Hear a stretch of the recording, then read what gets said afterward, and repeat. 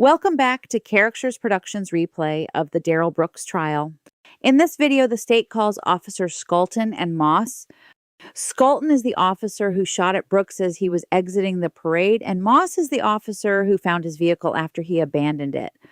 It ends up being an extra comical day because just when Brooks thinks he is lawyering, he gets the rug pulled from underneath him. And we all know what happens next. Brooks gets his panties in a wad and starts whining and throwing attitude around the courtroom. So yes, it's as if I am passing out Brooksaholics Twinkies today. Best part, no calories. I also closed this one off with some crime scene photos from the Waukesha Police Department. There are thousands of the Ford Escape. I can't present them at one time, but I will eventually get them in before we finish this trial. Without further ado, let's get to it. Thank you. You may be seated. There's no history on them because they're all blacked out. But when I click like that, it'll take me to the amendment.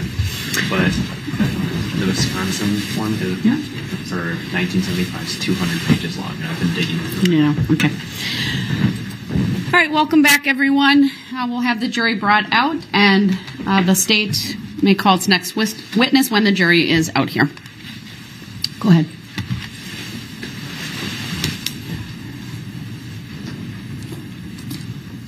Got it. Subject matter jurisdiction, Your Honor. I got it right next to it. That needs to be noted for the record. Your objection's noted for the record. I don't believe the audio's on. Your objection is noted for the record. I addressed that yesterday. I will not be addressing it again. Was I at least heard for the record? Because you just stated that the audio wasn't on. I heard it. Did the record hear it? Yes. So they heard me say subject matter jurisdiction hasn't been verified or proved yet? All rise.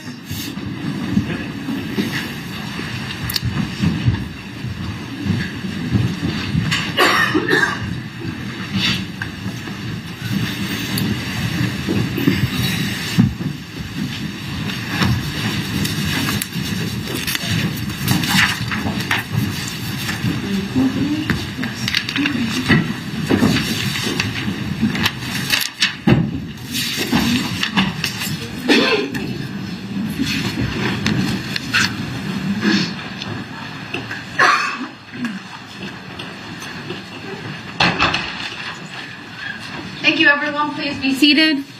And the state may call its next witness. State calls Officer Bryce Scholten. All right, Officer Scholten, if you would please make your way to the witness stand. When you get there, please remain standing. Raise your right hand. My clerk, Teresa, who's on my left, will swear you in.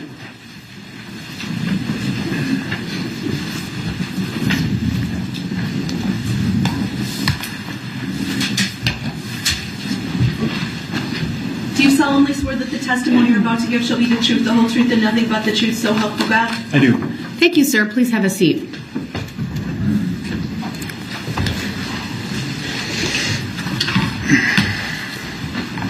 The first thing I will ask you to do is to state your first and last names for the record and spell each. Bryce Scholten, spelled B-R-Y-C-E. Scholten is S-C-H-O-L-T-E-N. Thank you. Go ahead, your witness. Thank you. What line of work are you in? I'm a police officer for the city of Waukesha. How long have you been a Waukesha police officer? 7.5 years. What's your current assignment? Currently, I'm a specialist assigned to the Criminal Investigations Division. What about back in November of 2021? What was your assignment back then? I was a police officer. Were you working as a police officer on November 21st of 2021? Yes, I was. Were you assigned to work at the Waukesha Christmas Parade? Yes, I was. Do you recall where you were posted during the parade? My assignment was traffic control at the intersection of Northwest Avenue and Wisconsin Avenue. Will you please put up for the jury exhibit number 1, which has previously been published? Go ahead.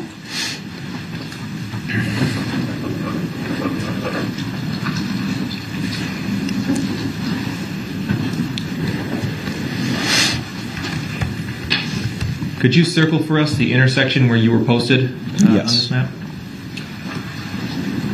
Actually, it's a touch. Use your finger. Just use your finger. I may want to take that away. Thank you. Okay, so you've circled the intersection of West Main Street and Wisconsin Avenue, correct? Correct. What does the purple line on that map depict? The purple line is the parade route for the Christmas parade. But then, what happens to the purple line at Main and Wisconsin? That is where the line stops. That is, I believe, where the vehicle left the parade route. The vehicles and the groups and the participants of the parade who were marching on the parade route, where did they go once they got to the intersection of Main and Wisconsin? They continued down the parade route, which was eastbound on Wisconsin Avenue, and then after reaching Maple Avenue, then they were to go southbound. And the library is near that intersection, is that right? Correct. Traffic coming eastbound on Wisconsin Avenue from the west, were they able to get through the intersection where you were posted? No, I had traffic blocked off where I circled there. You can barely see anymore, but the red line, that is how I had barricades across that intersection. So all eastbound traffic on Wisconsin was forced to go southbound on Northwest Avenue. Okay, what about traffic approaching from the south on, West Avenue? Yes, so northbound traffic on Northwest Avenue could only go westbound on Wisconsin Avenue. Do you recall what you were wearing that day? Objection, Roseanne. Overruled. Yes, I was wearing my standard police uniform with external carrier and a police jacket, and on my outermost layer was a neon traffic vest. We could take this exhibit down, please. What was that number again? 1. Thank you. That's what I thought. Were you the only police officer stationed at that intersection? Yes, I was. Do you know approximately how far away the next closest officer would have been? I believe the next closest officer was approximately 2 blocks away. Did you have a police radio with you while you were standing in the intersection? Yes, I did. At some point, did you hear something on the radio that concerned you? Yes. Describe that for us. I heard, so the parade was on Channel 3, so that's what I was assigned to.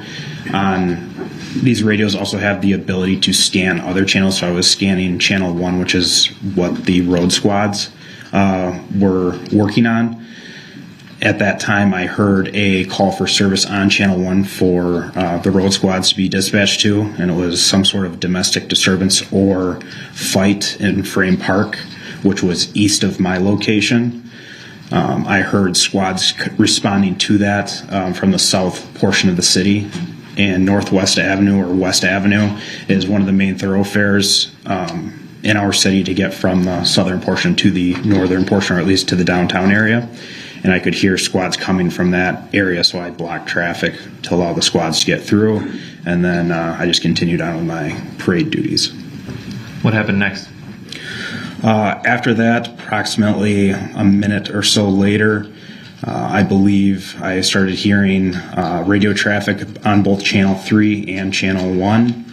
I believe either a reserve officer or a community service officer on Channel 3 requested an ambulance somewhere on the eastern portion of the parade route. I remember it was sort of towards the beginning of the parade. They were asking for an ambulance because someone had been hit.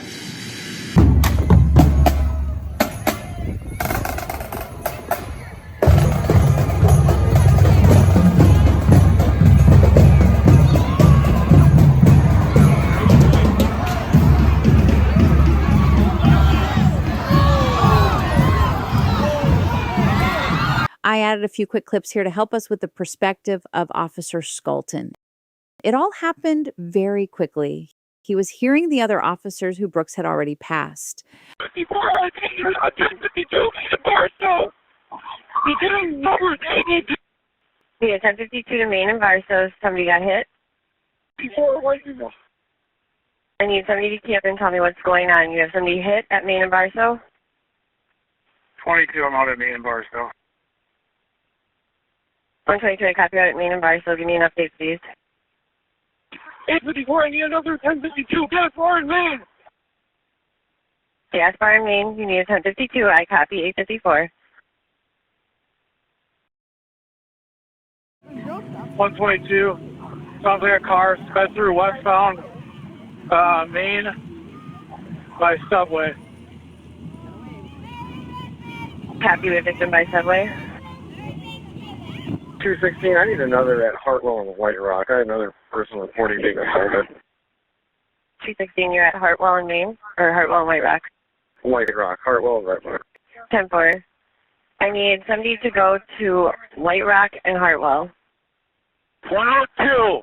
We have multiple injured, Maine and gas bar. And as many ambulances as you can to Maine and gas bar.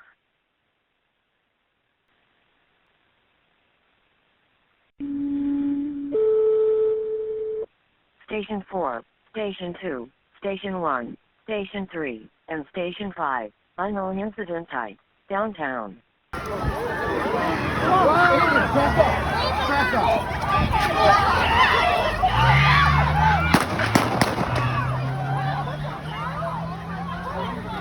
Scholten to dispatch. All right, shots fired. Wisconsin and West. I'm checking for injuries. There was someone running through the parade route at a high rate of speed. 3206, 1078, 1078.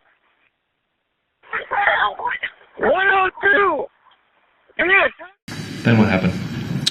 I believed that it was something stemming from the domestic or the fight, because during that fight someone had fled on scene and someone had been flagged down who had reported this incident. So I believed that the hit was something to do with the physical altercation that had happened. Moments later, this was all sort of spun out of control very quickly. Radio traffic became more and more difficult as Channel 1 and Channel 3, so as officers on the road and officers and community service officers and reserve officers were working the parade, everyone was starting to get on the radio, and more people started calling for ambulances. And then I could tell as people were calling for them, it was moving westbound on the parade route. What did you do as a result of hearing that information on the radio? It was tough to piece all together. I didn't know exactly what was going on. I knew something was happening, but I didn't know exactly what. I have a collar mic, so my microphone was approximately right about here on my chest. I don't have an earpiece. That's just what I use. So between trying to listen to the radio microphone and the parade, it was sort of hard to piece together. But after a few minutes, I realized something was happening. I began walking away from my post, and I walked past my barricade sort of into the parade route. And as I did that, I was looking more to like northeast. I couldn't see that much of the parade because where West Main Street ends right there, it's got a hard turn to go southbound to Wisconsin. So I could only see approximately, I don't even know, maybe 100 yards or less of the parade route. And at that point, that is when I started hearing more screams. And this time it wasn't just screams on my radio. It was screams like in my vicinity that I could hear. And at that moment, I saw a red blur come past the Wisconsin house westbound and make a very hard braking maneuver to navigate the left-hand turn on West Main Street to go there. And let's put southbound. Let's put Exhibit 1 back up, please. As you're putting Exhibit 1 back up, I just want to make a record of the hand gesture he made previously when testifying about, I believe it was his radio microphone. He used his right hand, I would say about heart height, to indicate his, I believe he called it a lapel mic or something to do with his radio and where he would hear from. Go ahead. Objection. I don't think he said lapel. I think he referred to the microphone just being here and not using the earpiece. That's just your objection is noted. The state can seek clarification, but the fact I did my best to describe the action of the officer on the stand. Go ahead. Thank you. Can we actually zoom in on the bottom left corner of this map?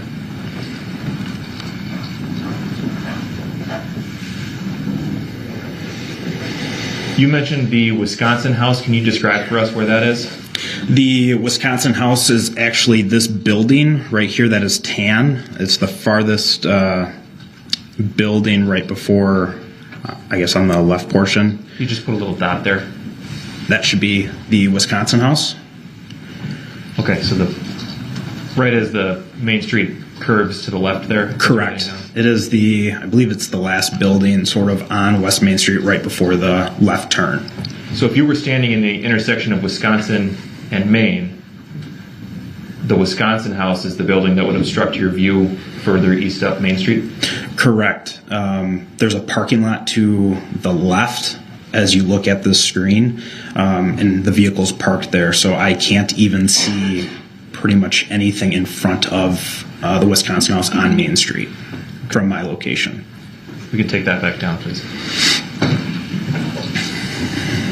What happened as the red blur rounded the corner? I realized what was happening at that point. I recognized it was a red SUV, and there was extreme vehicle damage to it on the front. The hood was smashed up towards the windshield, the front portion, the front bumpers, the fenders, everything was, there was extreme vehicle damage, like vehicle damage that you would see at a traffic crash between two vehicles. At that point, between all the screaming, I heard everyone calling for ambulances and help, and then realizing people hit, I knew it was now people hit by a vehicle, and I knew that those initial requests were so far eastbound on the parade, and now I'm at towards the end of the parade, or at least the end of the portion of Main Street. I knew that this vehicle had likely, and based on the speed of the vehicle, that the vehicle had ran through the entire parade route and likely severely injured people or killed people, and at that point I thought it was a terror attack at the parade. What happened as the SUV continued southbound? As the vehicle navigated its turn to go southbound, it accelerated towards me. That is when I knew I had to use deadly force to stop the threat. And as the vehicle was approaching me, I remembered making the decision that the easiest shot likely would have been through the windshield. However, I remembered the entire backdrop were just surrounded with kids and people. So I waited for the vehicle to pass me and tried to direct my rounds as most southern as I could because there were less people in that direction. Where were you standing in the intersection as the vehicle passed you? At this point, I had walked northbound slightly, so I was, I believe, just out of the intersection at West in Wisconsin. So I was on, I believe my shots, I was technically on Main Street at the time when I began shooting. Using cardinal directions, can you describe for us which side of you the SUV passed? Objection. What is cardinal? Overruled. The witness may answer. The vehicle passed to the east of me. What direction were you facing as it first started to pass you? I was facing north. So that would have been on the vehicle would have passed you on your right. Correct. Okay. How close did you come to the vehicle as it passed you? It was very close. I believe at the time, I remember stepping to my left. It was so close I felt like I could touch the side of the vehicle. Could you see into the vehicle? Yes, I could. How many people could you see inside of the vehicle? I saw one person. Where was that person in the vehicle? That person was at the driver's seat of the vehicle. Did you get a good look at the driver? Yes, I did. Do you see the driver in the courtroom today? Yes, I do. Your Honor, I'd ask Mr. Brooks please remove his mask for a moment. Thank you for doing that, Mr. Brooks. His mask is off. Can you identify the driver in the courtroom if you see him? Yes, the driver is seated at the defense wearing a blue tie and blue shirt underneath his suit jacket. Does the record reflect that the witness has identified the defendant? The record will reflect the witness has identified the defendant as the driver of the vehicle he saw on November 21. What happened after the vehicle passed you on your right? After the vehicle passed me on my right, I began firing at the driver of the vehicle, and as that happened, he ran over the barricades and ultimately left the parade route and continued southbound on Northwest Avenue. West Avenue is how many blocks from Maple Avenue? One block. Objection, relevancy. Overruled. And to what direction is west from Maple? West Avenue is 1 block to the west from Maple. I'd like to show for the witness only, please, exhibit number 57. Can we clear the annotations? You see a video on the screen in front of you? Yes, I do. We're going to play a few moments without any audio just to see if you recognize this video, okay? Okay.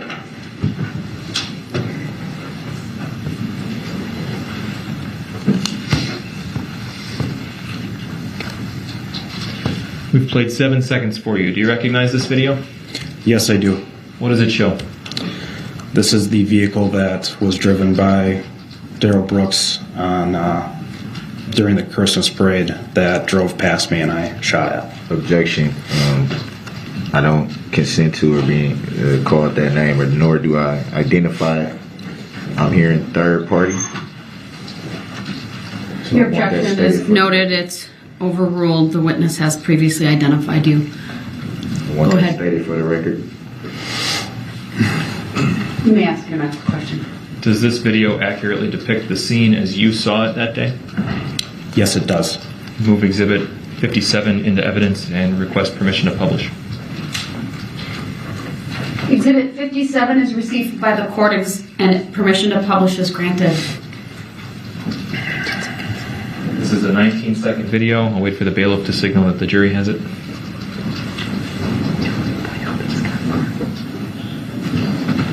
Okay.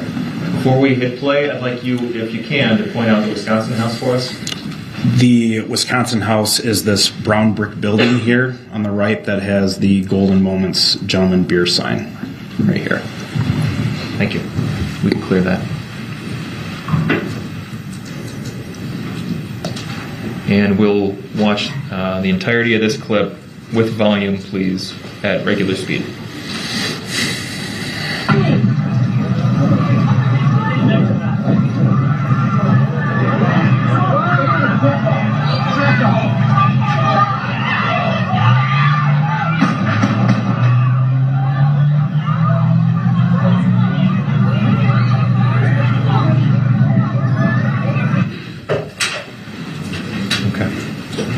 How many gunshots did you hear in that video? 3. Is that consistent with your memory of the event? Yes, it is. Can we pull that back up at about the 10-second mark, please?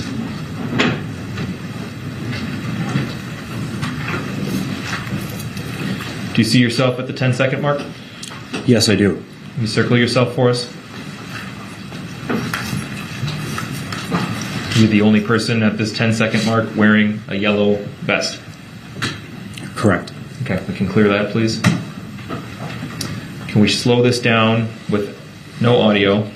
Slow it down to about 50%, please. And play from there.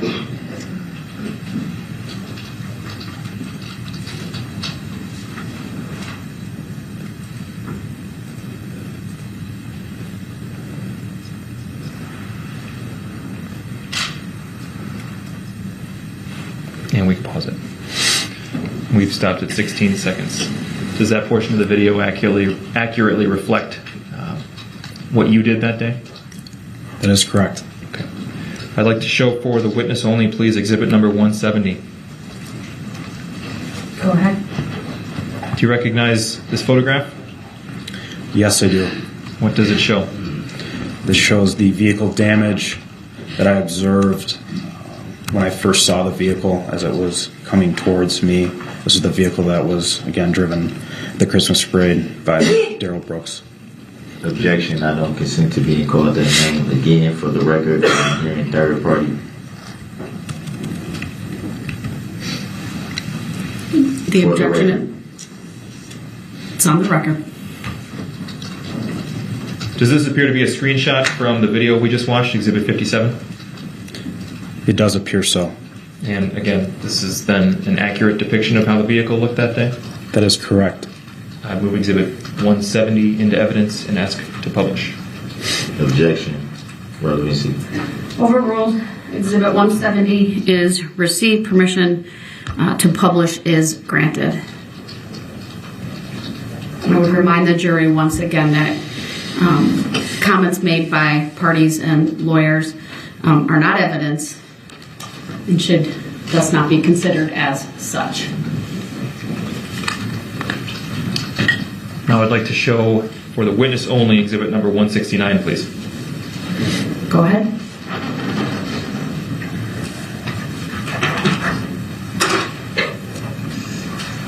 Do you recognize this photograph? Yes, I do. What is it? This is that same vehicle.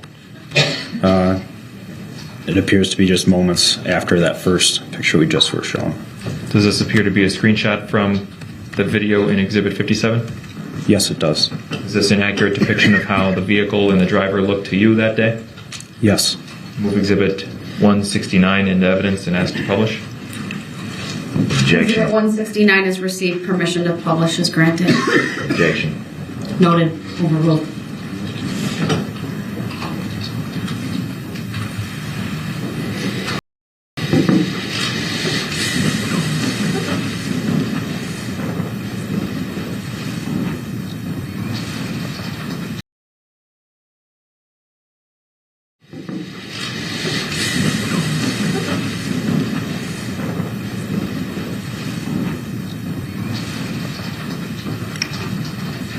Now I'd like to show for the witness only, please. Hold on.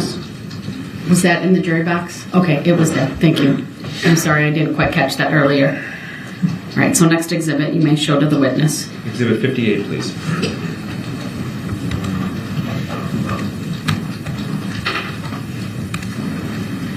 We're going to play a few seconds of this, give you a chance to see if you recognize it, okay? Okay.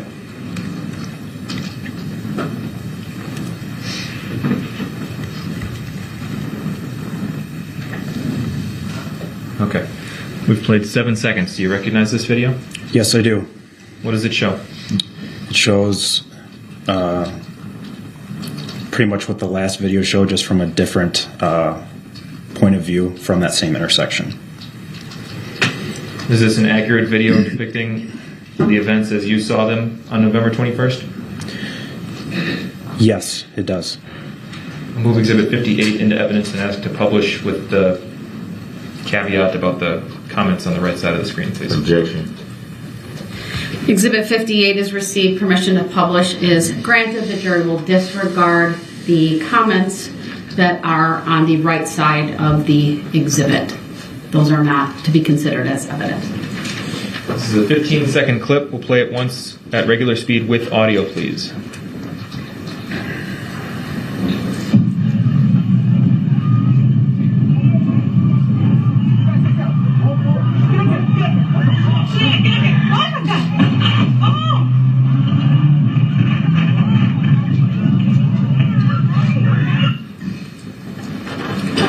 We see the barricades at the end of that clip, is that right? That is correct. And do you recall what those are made out of? I believe they're made out of fiberglass or plastic. And what we saw in that video, again, that's inaccurate. Does that match up with how you recall the incident? That is correct. That's all I have, Your Honor. Thank you. All right. Any questions for this witness, sir? I do. You stated initially that you had heard some radio calls about a possible altercation at Frame Park. That is correct. Do you recall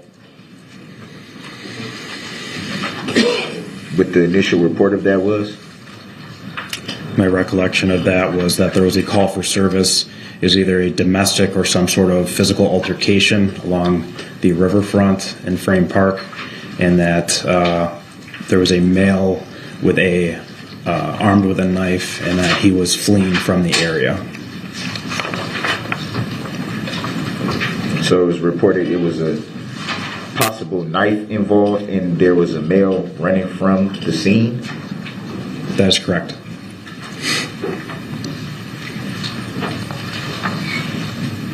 And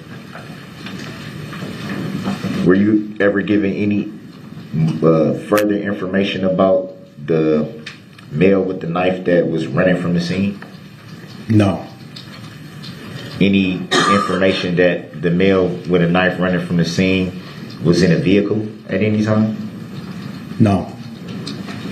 Do you know if any investigation was done looking into that supposed fight at the park?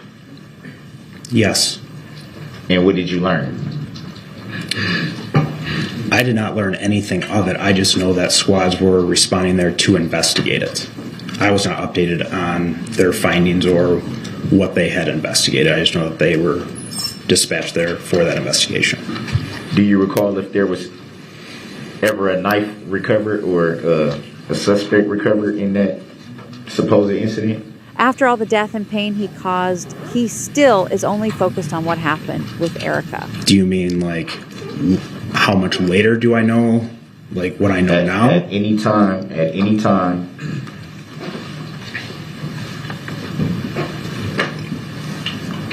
Do you know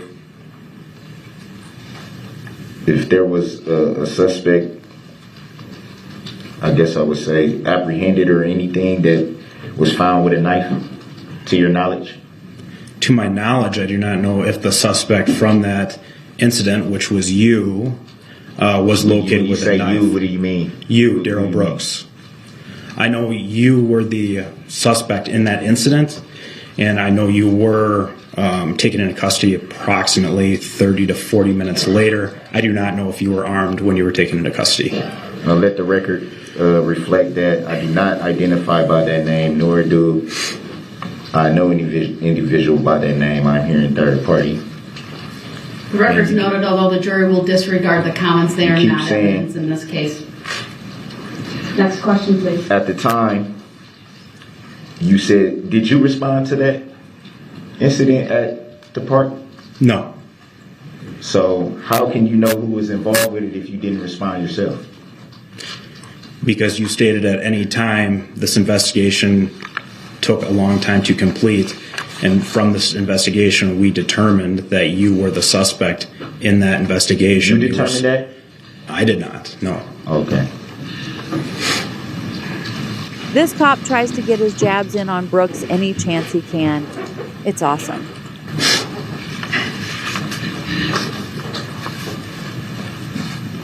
So basically, you're just going off what you were told, because you just stated that you didn't make any determination, nor did you investigate it. Would that be fair to say?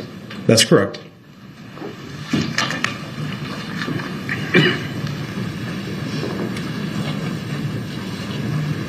You also gave, and when you were asked the question of, were there any other officers along the route, or I don't know if that was referring to side exits or anything of that nature, but I recall you stating that you gave an estimate, stating that you weren't sure where other officers were stationed, but you gave an approximate estimate. Would that be fair to say? That is correct. And would that have been officers stationed at different cross streets? That is correct. Do you know if those cross streets were barricaded? I know that there were barricades across numerous intersections for the parade route. That's how we shut down traffic in the downtown area for parades. So pretty much every side street is barricaded? I can't give you specifics on what streets were barricaded, but yes, the vast majority of streets are barricaded to stop traffic for the parade route. Can you pull up Exhibit 1 and publish? The state would please do that. Thank you.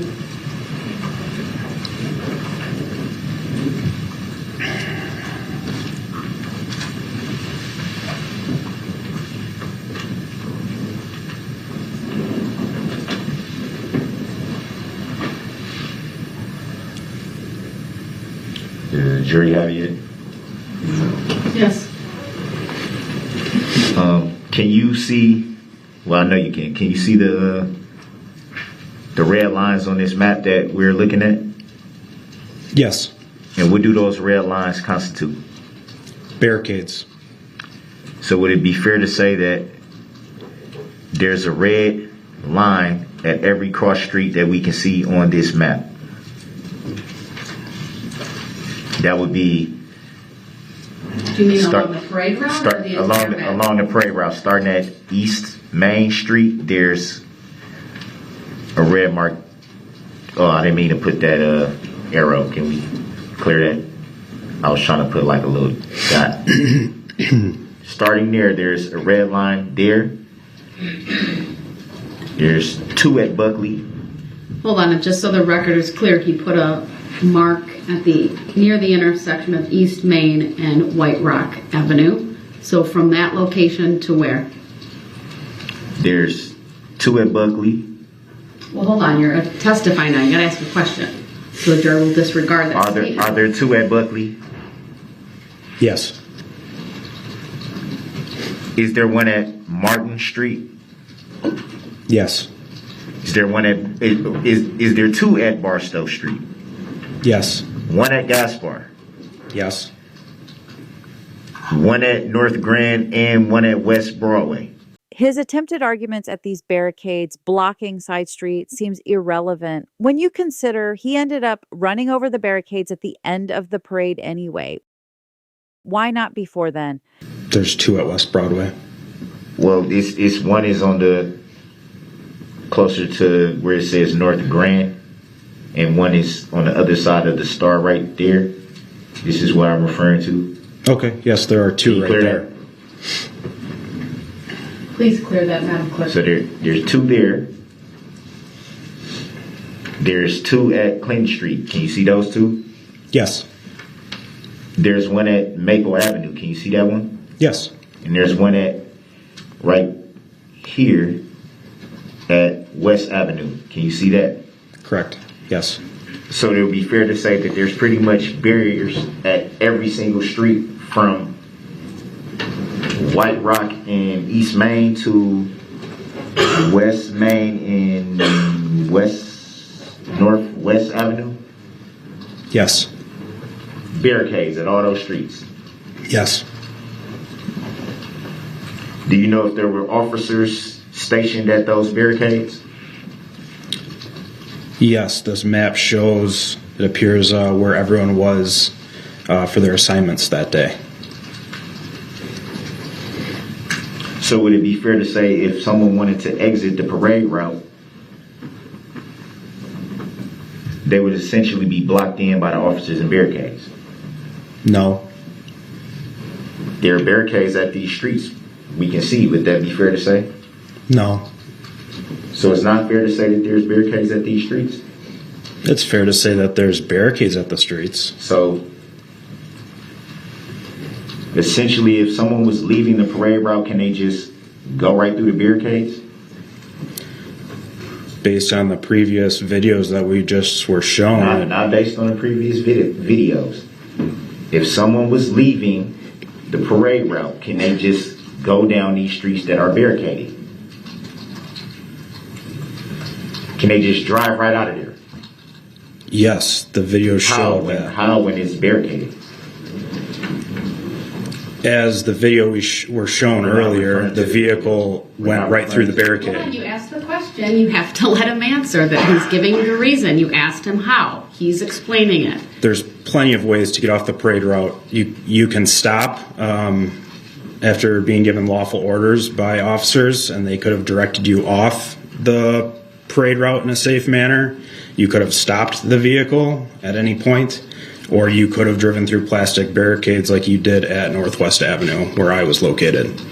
So yes, you can drive through plastic barricades. The you refer to as who? Darrell Brooks, you, the person that's talking. The you? And how did you come to the conclusion of that name, as you stated that you couldn't see past this building here, which you said is the Wisconsin house. Would that be fair to say? Well, that's a compound question, so you need to rephrase that, sir. You state, clear this right there. Please? Is that a please? Can you clear this circle and arrow right here? He can't even say please. Thank you, Madam Clerk. You stated that from where you were positioned that you couldn't see around that building. Did you say that? Yes, I did. So it would be fair to say you also couldn't see what was happening along the parade route on Main Street. Would that be fair to say? That is correct. So it would be also fair to say that everything that you knew up until that point came over the radio and you didn't have first-hand knowledge. That is correct.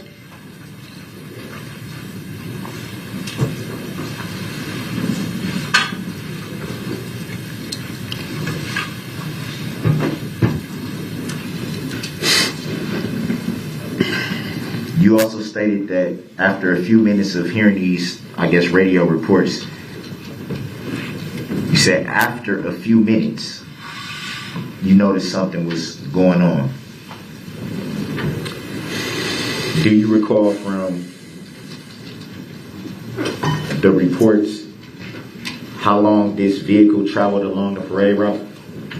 An estimate of the time that it traveled down the parade route? I do not know how long the vehicle was on the parade route for.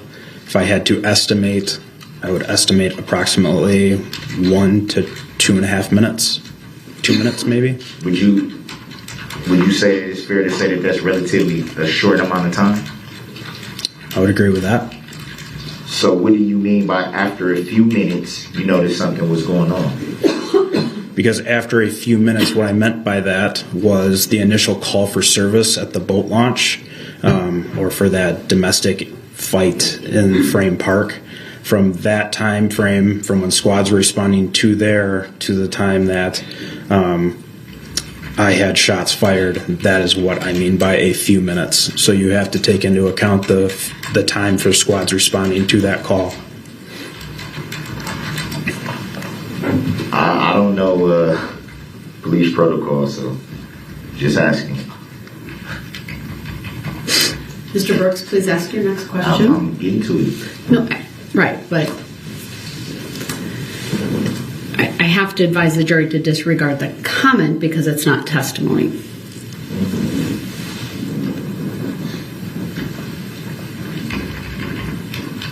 And you stated that. Well, let's go to. I wonder if Leslie just said to Zach, we need to get this man a golden shovel since he keeps digging his own grave. Do you need that? We're going to turn it off. Yeah, you can take that down. Sorry about that. All right, thank you.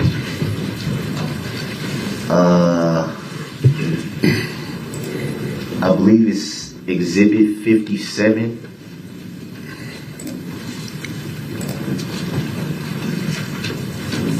Let me pull up Exhibit 57.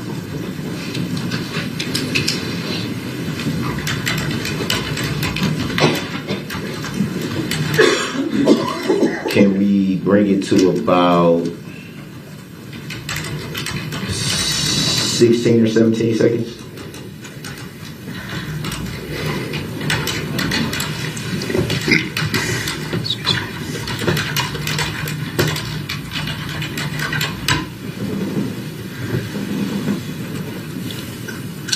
Can you bring it back a little bit?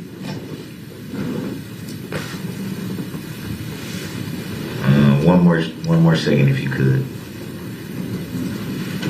There. Can you pause it there? Would it be fair to say that those are barricades that are laying in the street there? Correct. Any idea why they were not standing up? Yes, I do. What would be the reason? It was very windy that day, so when they were standing up how they normally are, they kept on blowing across the street. So we tilted them on their sides so they wouldn't get blown across the road, and they would still stay up there and block traffic. They would be able to block traffic by laying down? Yes, they serve the same purpose. But they would be able to block traffic by laying down?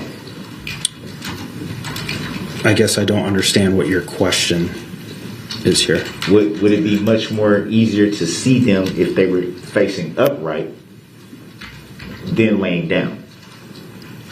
I think the height difference between them laying down and being upright is probably quite minuscule, because as you see, the legs that are now up in the air are approximately the same height as what the bar would be if they were standing up how they normally are.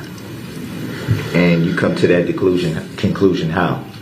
Based on my training experience after deploying barricades on numerous events and working several parades in my work history. So you would estimate that a barricade facing upright and a barricade laying down would be the same height? Approximately. They serve the same purpose for normal drivers, not fools like you, Brooks. Can you bring it back to 10 seconds?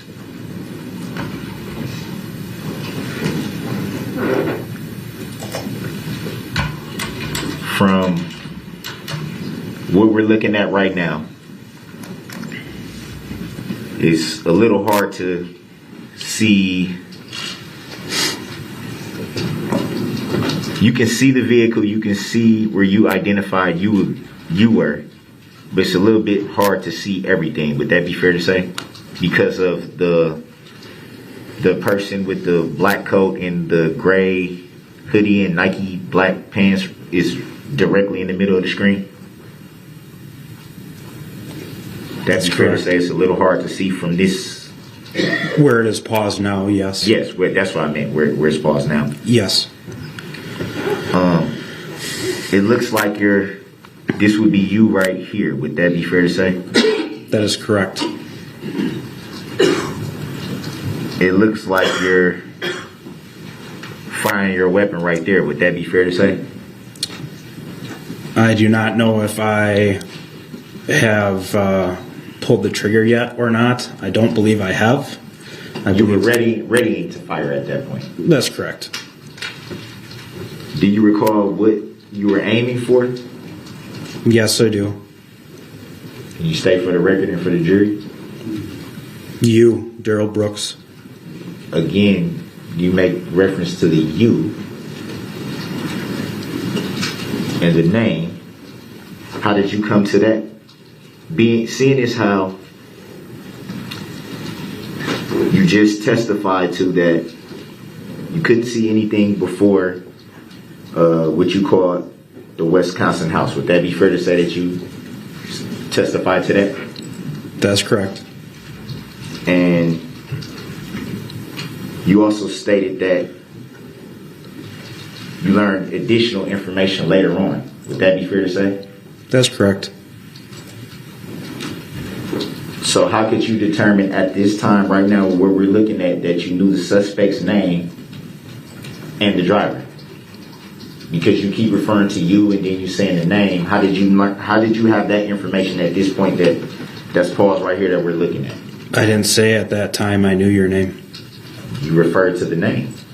Did you not? That's correct. So how were you able to obtain the information about a name? I did not know your name at the time I shot at you.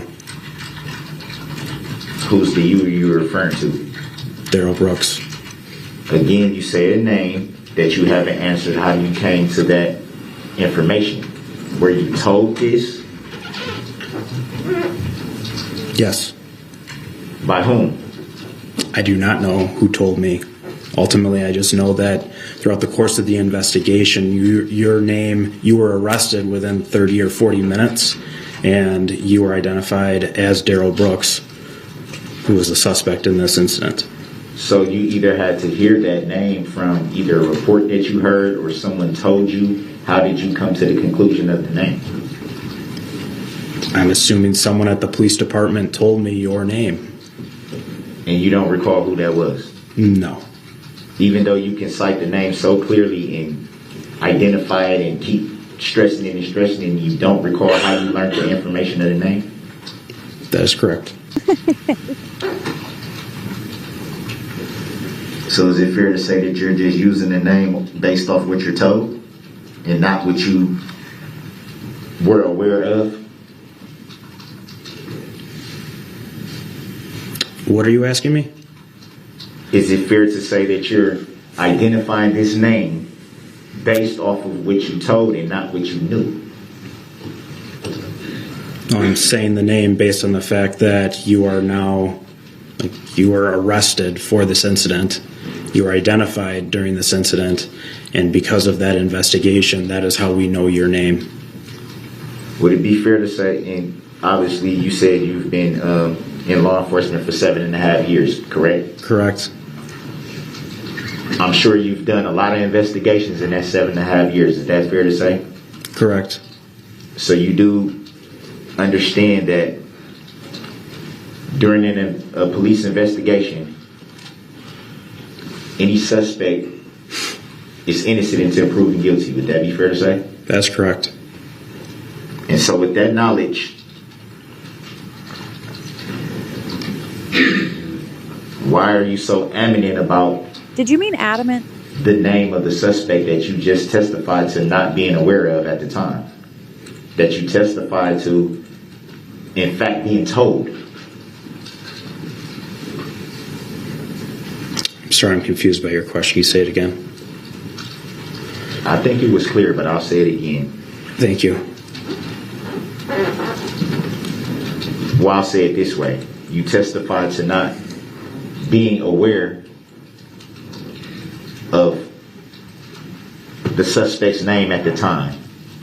Correct. You also testified to being told of the name, correct?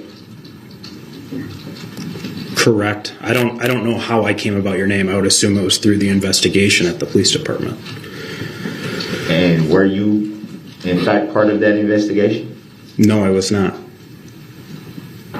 So it would be fair to say that by you using a name, you would not be short. How can you be short? I'll object. Ground. Argumentative. It's been asked. It's been answered. It's argumentative. The objection is sustained. Please ask your next question.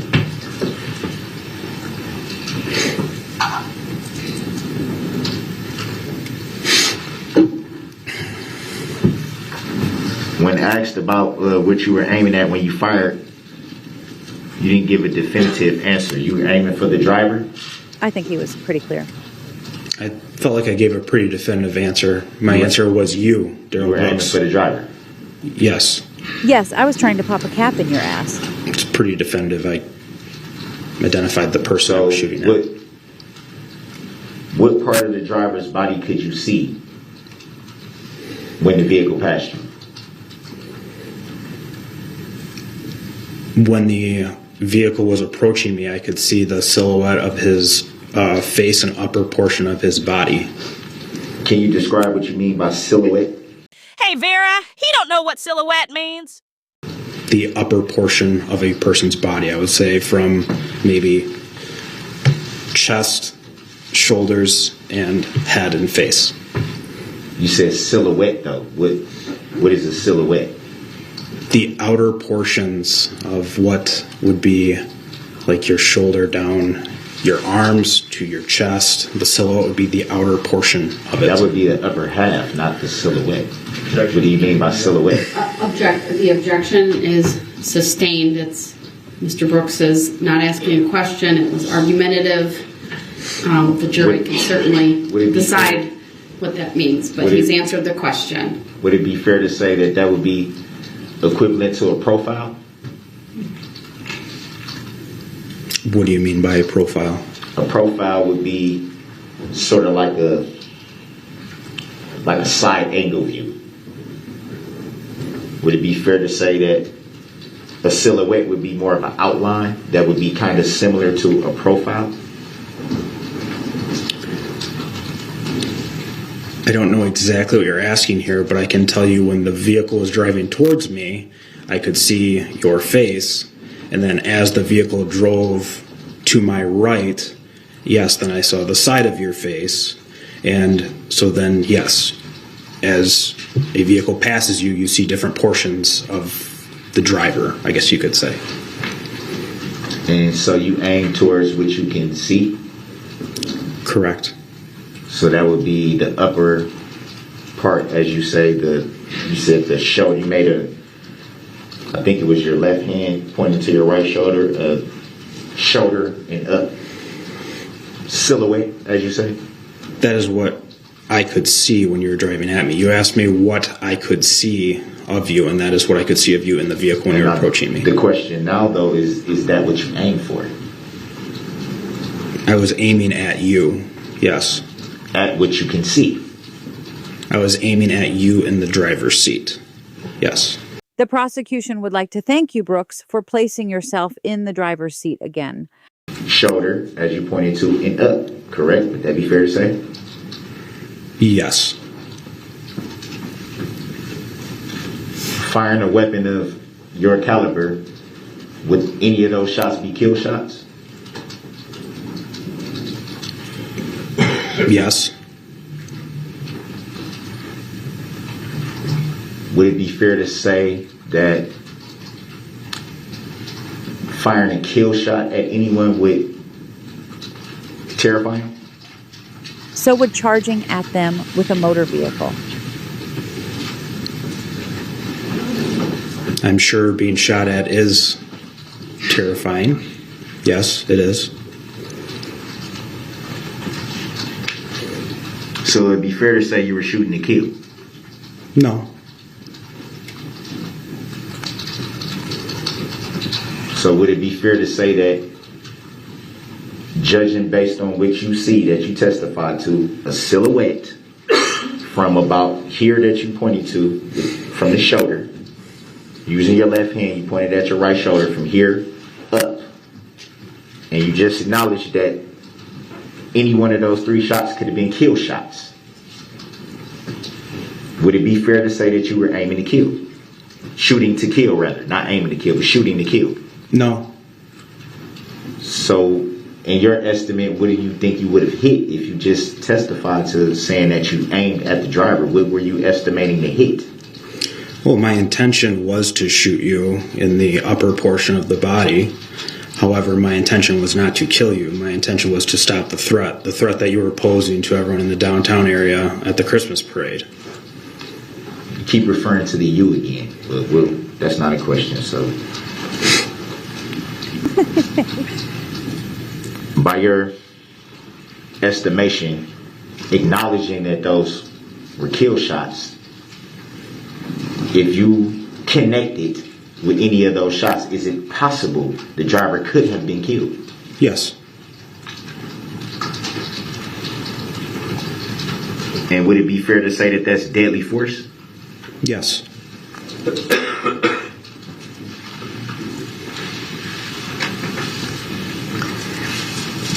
Do you think it would have been possible to aim at the tire of the vehicle? No. Why not? Would shooting the tire of the vehicle not stop the vehicle? No, it would not have. So a blown tire would, to your estimation, a blown tire would not stop a vehicle from moving? No, it will not. So it'll just keep on. It won't even slow down? That is correct. I'm trained to stop the threat. You were the threat. The vehicle was not. The vehicle was the weapon in which you used. So that is why I shot at you. There's the you again. Pretty clever.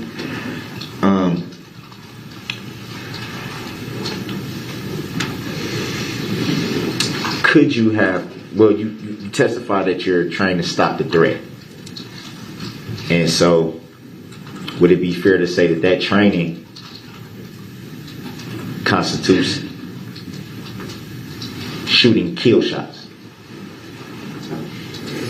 Well, we are trained in deadly force, and when we are presented with a deadly force incident, yes, we have to sometimes make that difficult decision and use deadly force. Have you ever used deadly force before that incident? Objection. Grounds. Sustained.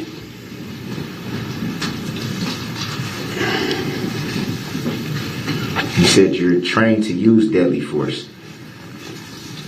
So would it be fair to say that any time you shoot your weapon, it would be deadly force?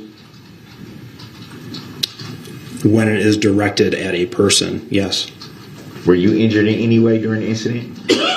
No, I was not. And at the time, being where you were positioned at, you've already testified that you could not see what was going on during the parade route from your position. So, why did you feel the need at the time, not knowing the full extent of what was happening, to use deadly force? Because as I previously stated, based on the fact that the radio traffic for people screaming for ambulances, and as different officers were getting on the radio, and it was progressively moving further and further westbound towards me on the parade route, that, and then officers saying someone was hit, which I initially thought was a physical altercation, someone being hit, but it was a vehicle versus person hit. Based on that, the vehicle speed at which, yes, I could not see it down Main Street. I only had a couple seconds at most until the vehicle from where I saw it was to my location. So based on the amount of vehicle damage, I knew the vehicle had been striking pedestrians in the roadway, and because of that, that's a deadly force incident. So that is why I deployed deadly force. So you said you knew what the vehicle had. You knew. You said it multiple times. You knew. Yes. How could you know if you could not see around the position that you were positioned in? How do you know that? Because based on the speed of a vehicle on a closed roadway during a parade, and people running out of the way so they did not get run over right in front of me, between all of those things, I knew what had just happened, and that is why I had to take action. And you knew based on the radio reports? I would say everything that I had just previously described, all of that encompassing, yes, that led up to my decision making into, yes, now I knew what had happened. I did not know previous to that what was going on. I did not know there was a vehicle on the roadway until I saw it. And it all made sense when I put everything together. When you saw it, by the time you saw it, as you said, it was a couple of seconds. So at that point, did you observe the vehicle strike anyone from the time that you saw it? No, I did not. I was focused on the vehicle, so I just remember that there were a ton of little kids and adults on the sidewalks. I knew there were a lot of children right in the roadway right there. And I remember seeing people like running, but I wasn't really paying attention to the people. I was just focused on the vehicle. So it was really all I was focused on at that point. You weren't paying attention to any other people? That was not my primary focus. But you do recall that no one was struck from the time you saw the vehicle? Yes, after looking back, after videos later on throughout the investigation. No. From which you saw, from which you observed with your own eyes. No, I can't recall ever seeing someone hit right in front of me. No, I do not recall that. Does the exhibit videos that you saw here today, does anyone get struck in those videos that you saw today? No, not that I saw today.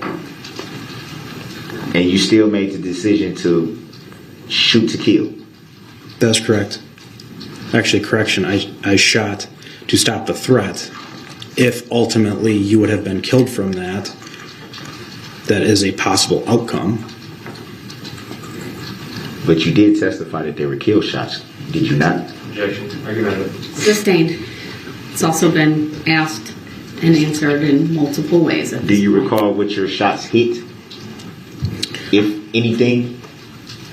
Yes, later on throughout the investigation when I gave at the time, not later on, at the time where you fired the shots. Mr. Brooks, you asked a question. He was attempting to answer it, so you have to I let. was trying to give him clarification on what I mean. But you have to let him answer the question that you asked, and if you feel the need for follow-up, then you can do that, or ask a very specific question. But I'm allowing him to answer.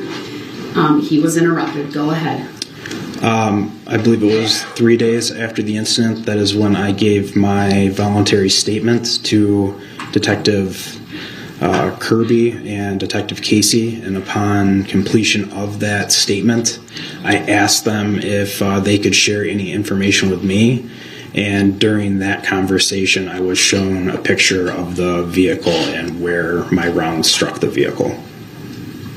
You stated you asked them for any additional information that they could give you.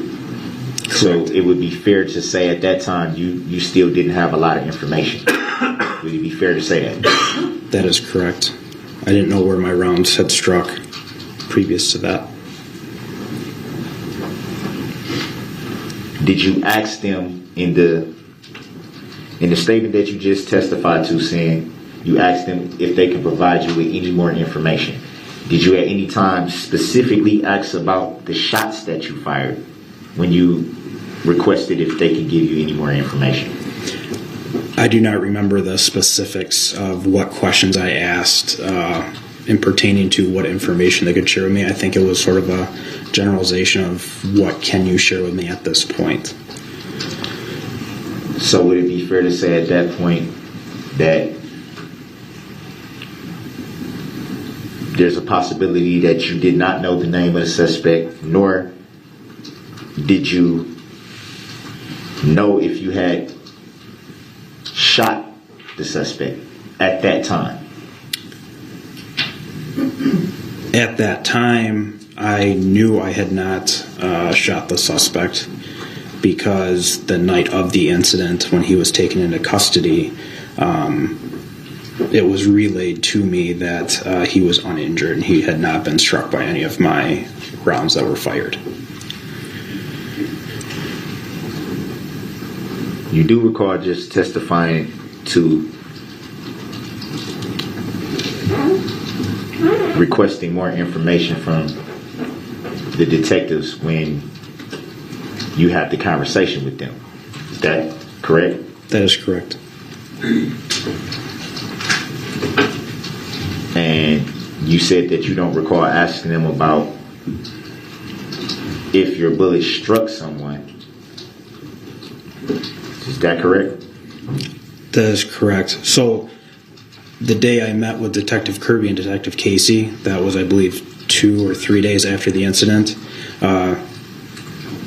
Mr. Brooks was taken into custody the night of. So when I was still at the police department, I knew that he had not been struck. So I think we're dealing with the questions I asked of the detectives. That was not the same night of the incident.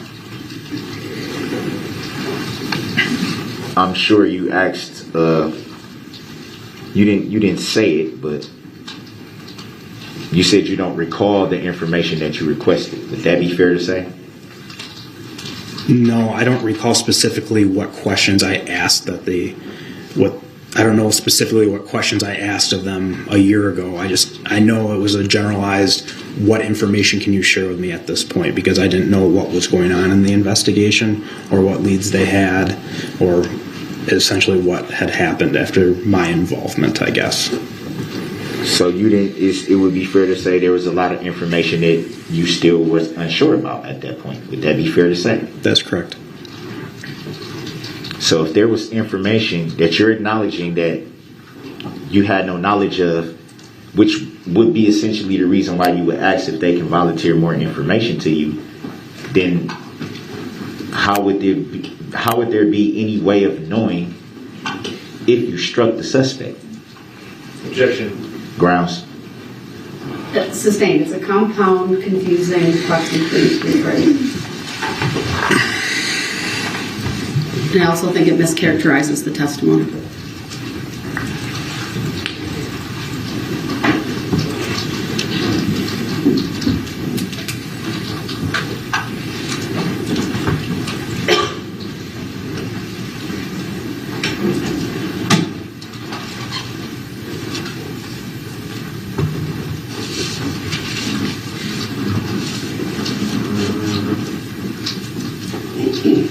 said you made a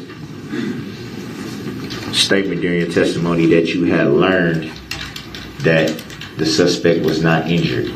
Do you recall who you learned that information from? I believe when I was back at the police department after the incident, so after using deadly force, you're ultimately removed from the scene. When I was at the police department, I was with a support officer and another detective, and at that point, I was still answering questions for investigating officers for what I saw, what I knew, what I saw in the vehicle, and I believe Detective Stern was at our substation with Darrell Brooks after taking him into custody, and I was shown a photo at that point, and I know I had asked if he sustained any injuries or if anyone else had sustained any injuries from my use of force, and at that point I was not told that anyone had been struck by my gunfire. So you just said you asked if the suspect or if anyone else was struck by the gunfire. That is correct. So you weren't sure at that point? You weren't sure? I was not certain at that point. It was, I can't describe it any more than it was just pure chaos. And at that point I did not know if anyone else was injured from my rounds, or up until I was confirmed that you were not injured. At that point, no, I did not know if anyone was hurt until I was told that. So would it be fair to say that, and as you just stated, you were unsure if the suspect or anyone else was injured? Would it be fair to say that there was a possibility because you did not know for certain? Objection. Grounds. Sustained. Grounds for the sustain, Your Honor. Asked and answered. Next question.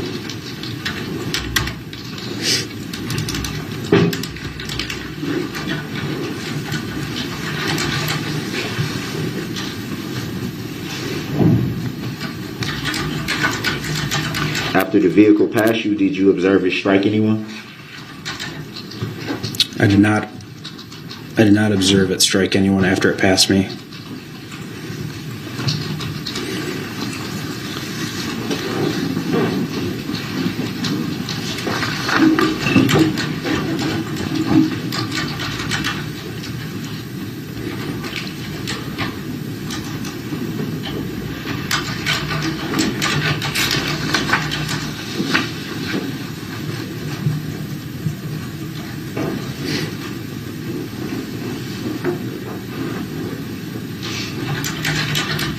Do you recall who you, well, I think you did. I think you said you gave your report to Officer Kirby. Is that correct? Detective Kirby, yes. I'm sorry, Detective.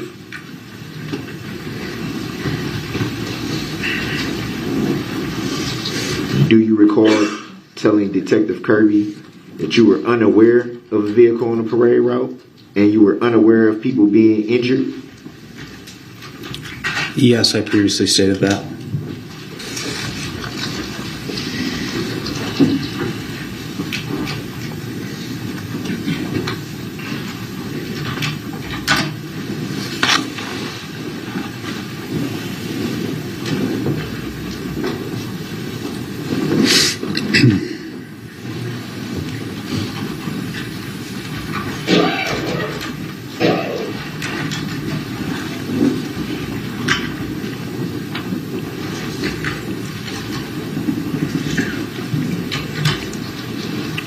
Were you able to make out a license plates from the vehicle when it passed you? I later learned that I must have, but I do not recall that. So from what you recall at the time that the vehicle was passing, you don't recall getting a license plate? At this time, I do not recall the license plate, but after I shot at the vehicle, I then responded up Main Street and started triaging victims. And after doing that, I met with officers, and because I couldn't get on the radio and give out as much information as I wanted to. So when I spoke with other officers, that's when I explained to them that I was the one that had shot. It was not a suspect shooting, it was me.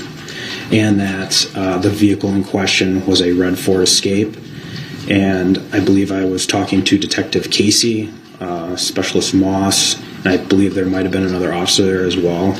And I must have provided a license plate to Detective Casey during that debrief on scene. I did not know about that until about 2 days later when I gave my statement to Detective Kirby and Detective Casey, because that is when I was informed by Detective Casey that I had actually provided him a correct license plate, but I don't remember that.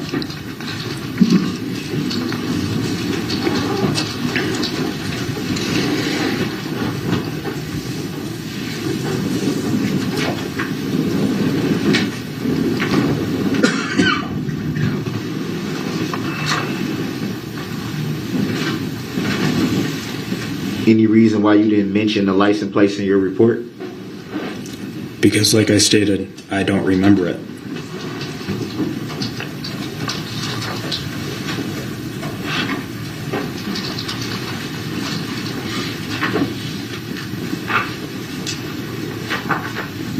So it would be fair to say if you don't remember it, then it's a possibility that you didn't get the license plate number.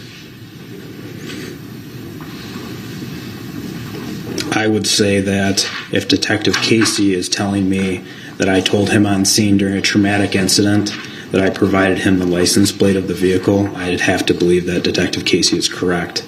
There's many things that you do not remember during a traumatic incident, and I believe that's because your brain prevents you from remembering everything.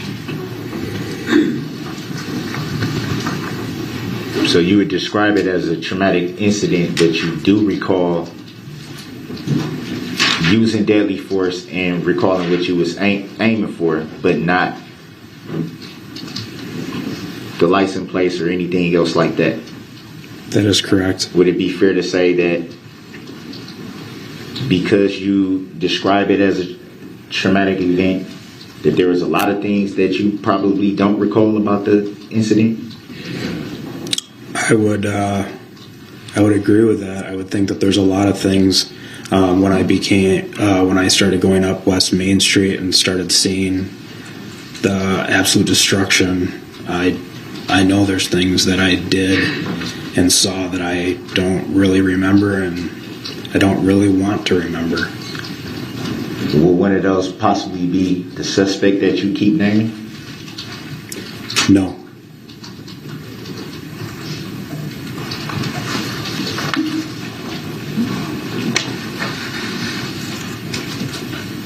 And how did you come to the knowledge of the make and model of the vehicle when on the exhibit that was shown, you only had interaction with it for a few seconds? How were you able to make out the make and the model of the vehicle?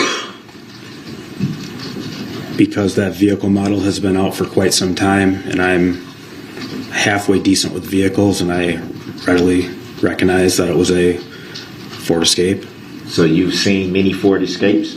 Yes.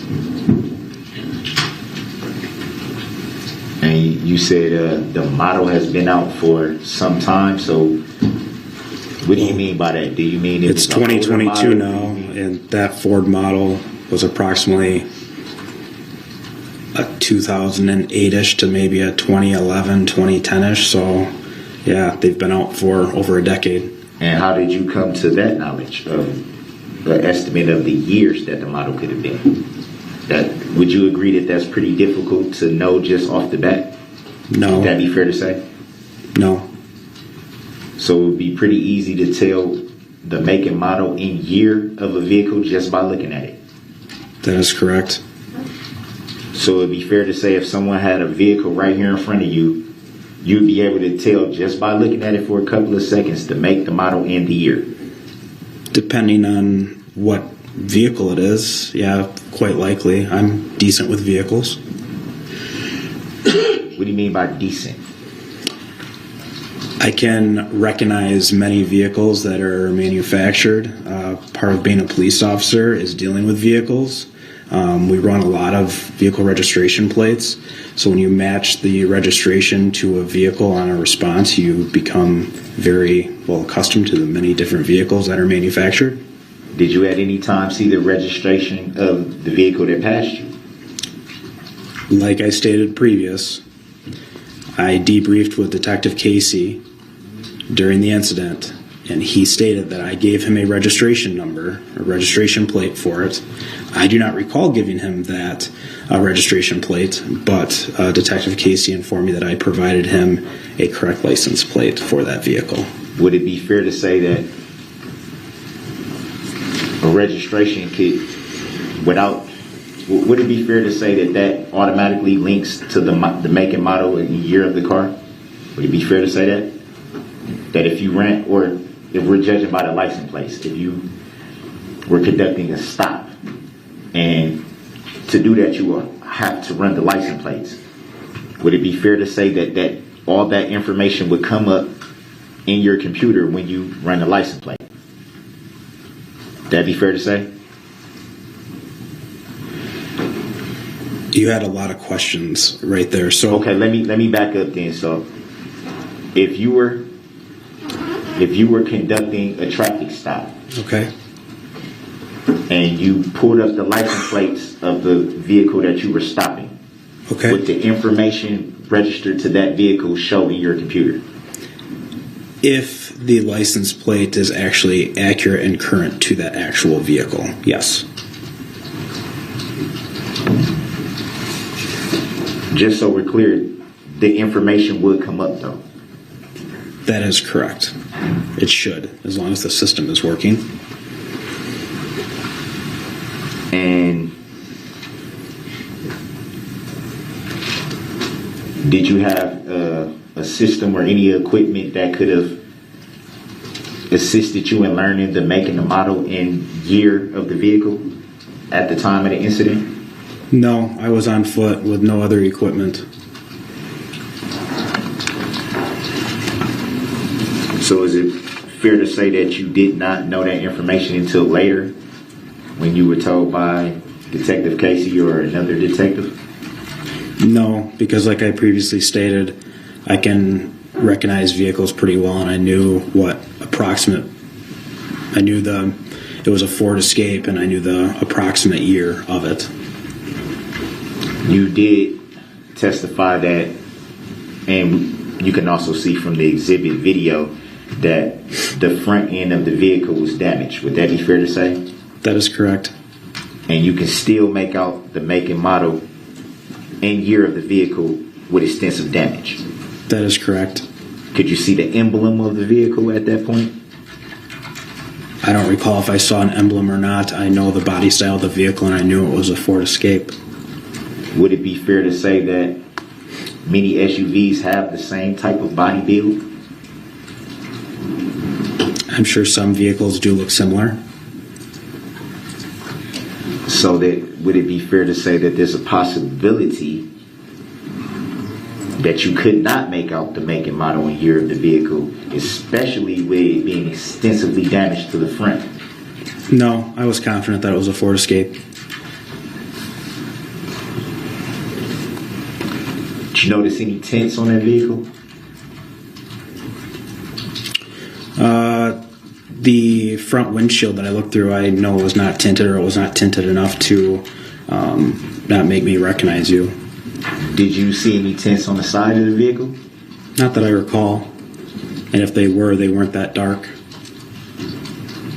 You don't recall, though, for sure, if there were any tints to any windows of the vehicle you saw? Well, all windows are tinted to some extent. It just depends on to what percentage of tint that they come with. So I'm sure there is tint on the windows, because vehicles come from the factory with some level of window tint. So I guess to your question, was there any window tint? I'm sure there was, but not to a degree that would prevent me from seeing who was driving it. Explain what you mean by tint percentage. So there's different varying degrees of tint that you can put on vehicles. Can you elaborate for the jury? I'll check. Rounds. overrule the objection, Mr. Brooks, please ask your question again. You stated that all cars come from the manufacturer with some level of tint, but you made a reference to percentage. Correct. Can you elaborate on percentage? What would constitute a darker tint versus a lighter tint? Well, you've asked 2 questions now, so which one do you want him to answer first? The last one, I'm sorry. So you're asking about lighter About the 10 versus darker. percentage. About the 10 percentage. So like a 50% tint would be a lighter tint than like a 35% tint. So the lower the percentage, the darker the tint. That is correct. Okay.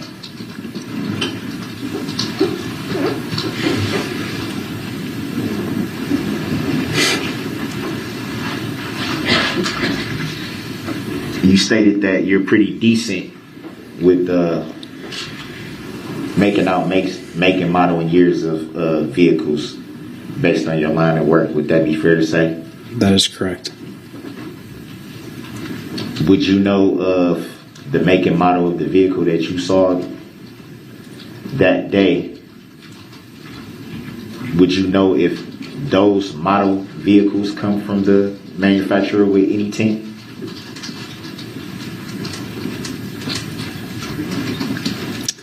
To be honest with you, I don't work for Ford, so I don't know if they come with tint, but I would assume, as most vehicles, when they come from the factory, they come with some sort of tint. I believe usually the front is approximately 50% tint, and the rears are usually, I think, 25 or 30 or something like that. So from your knowledge, the backer windows are usually coming from the manufacturer, maybe a little bit darker than the front. Correct. No further questions. Very briefly, thank you. So the barricades that we saw at the intersection where you were posted, those have been blown over by the wind? Yes, so when I deployed the barricades initially, standing upright, they kept on blowing directly, like right off the street. So I tipped them down on their sides so they wouldn't, I guess, catch as much wind and they wouldn't blow all over the place. Did those barricades appear to slow down the SUV as it drove through them? Objection, speculation. Overruled, he may answer, given all of the cross. No, it did not slow the vehicle down at all. You discharged your firearm 3 times toward the vehicle? That is correct. Did all 3 rounds strike the vehicle? Yes, they did. Can we please put up for the jury exhibit number 3, which has previously been published? Go ahead. We're going to start at the 2-minute and 59-second mark if we can, and while we're working on that, can we please clear the screen now? Thank you. What exhibit is that? 3. We're at the 2:58-second mark on this exhibit number 3. Do you see a vehicle on the screen? Yes, I do. Does that appear to be the same color of vehicle you saw drive through the intersection where you were posted? Yes. Let's play from this second, please.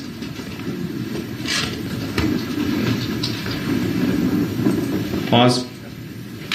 We paused at 3:02. Does that appear to be the same make and model as the SUV you saw driving through the intersection? Objection.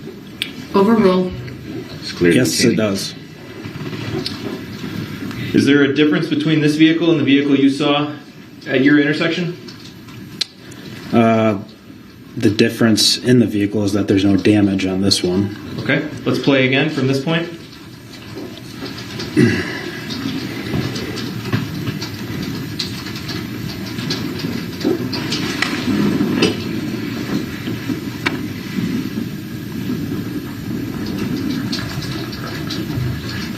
I swear, I think Zach showed this video of the argument with Erica just to push Brooks's buttons. Too funny.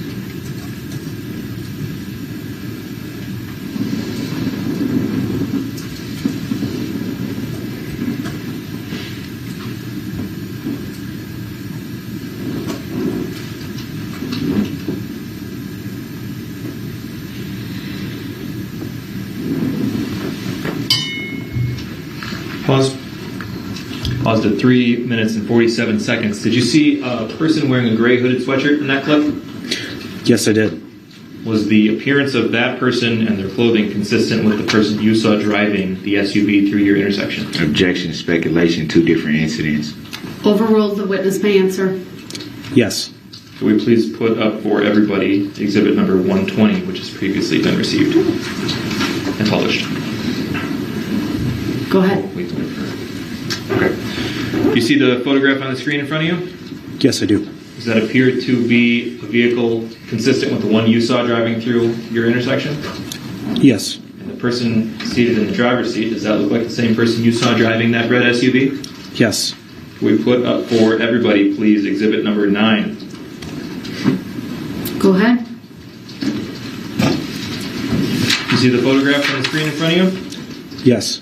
Does that appear to be the same vehicle that you saw driving through the intersection of Wisconsin and Maine? Objection, hearsay. Overruled. The witness may answer. Yes. Does that appear to be the same driver of that same vehicle? Objection, hearsay. Overruled. The witness may answer. Yes. Will you please put up for everybody exhibit number 169, which has previously been published?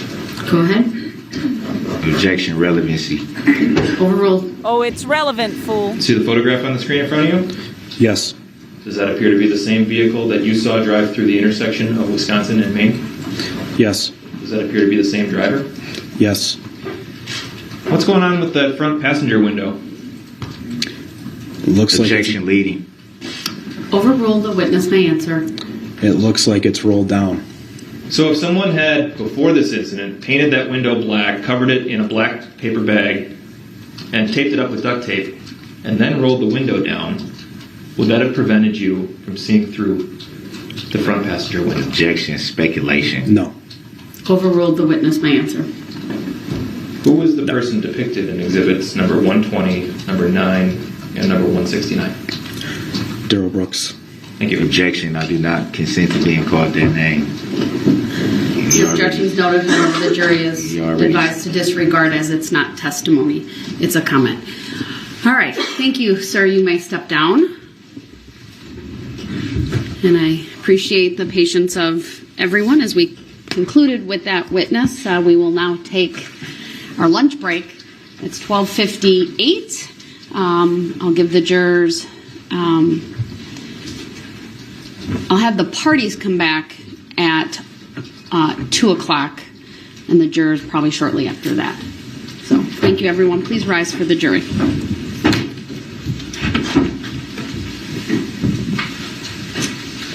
No. All right, please be seated just very briefly with the parties. Just witnesses for this afternoon. I don't need to know who, just the numbers, and if there's anything else you are asking the court to do this afternoon. No, we're behind schedule, Judge, but we'll keep moving along. We will certainly have a full slate of witnesses available for the afternoon. Do you know about how late you intend to go tonight? I'd like to try to keep it as close to 4:35 as possible, given that it is a Friday. It's been a long week. Any idea when you'll be requesting the view of the vehicle? Will that be next week? That will definitely be next week, probably Tuesday at this point, Your Honor. All right. Thank you. Thank you. All right. Then that answered my question about scheduling, so everyone is aware of what we intend to do this afternoon. We are in recess. I'll see everyone at 1 o'clock. At 2 o'clock. It's now almost 1. Thank you. We are. These are the photos the investigators took of Scholten since he was involved with shots from his firearm.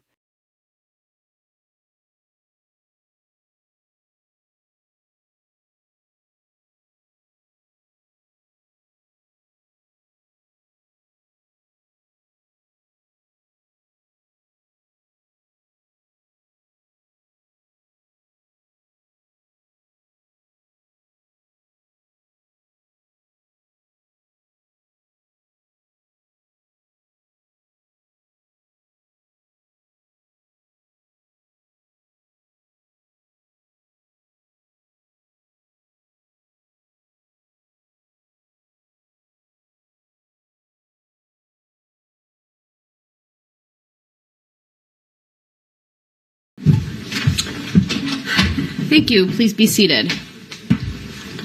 Madam Clerk, when you get an opportunity, I forgot my water. Oh, right.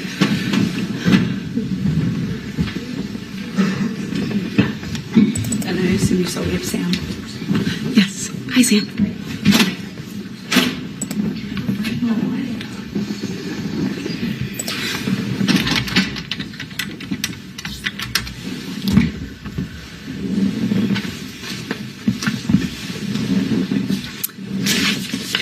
All right, I'm told first of all, we are back on the record. Appearances are as they were before. I'm told the jurors are done with lunch and available for us. So I presume the state's able to call its next witness. Yes, we're ready, Your Honor. Thank you. All right, great. Then we'll have the jurors brought out. I will go tell them since I had Madam Clerk step off the bench for me. Hi, we're ready. Sorry, I was come out, so I'm telling you. Record, was my ICF received? I have not looked at my mail today. I can't tell you that.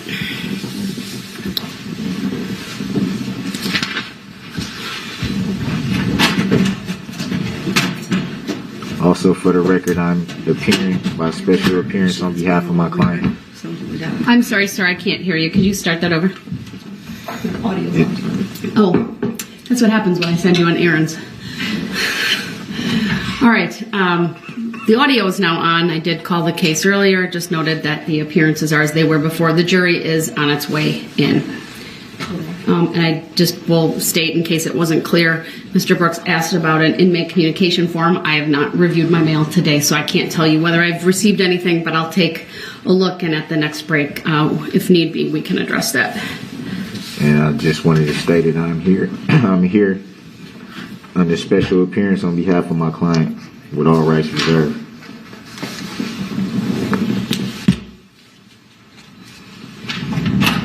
All right, I'll rise for the jury, please.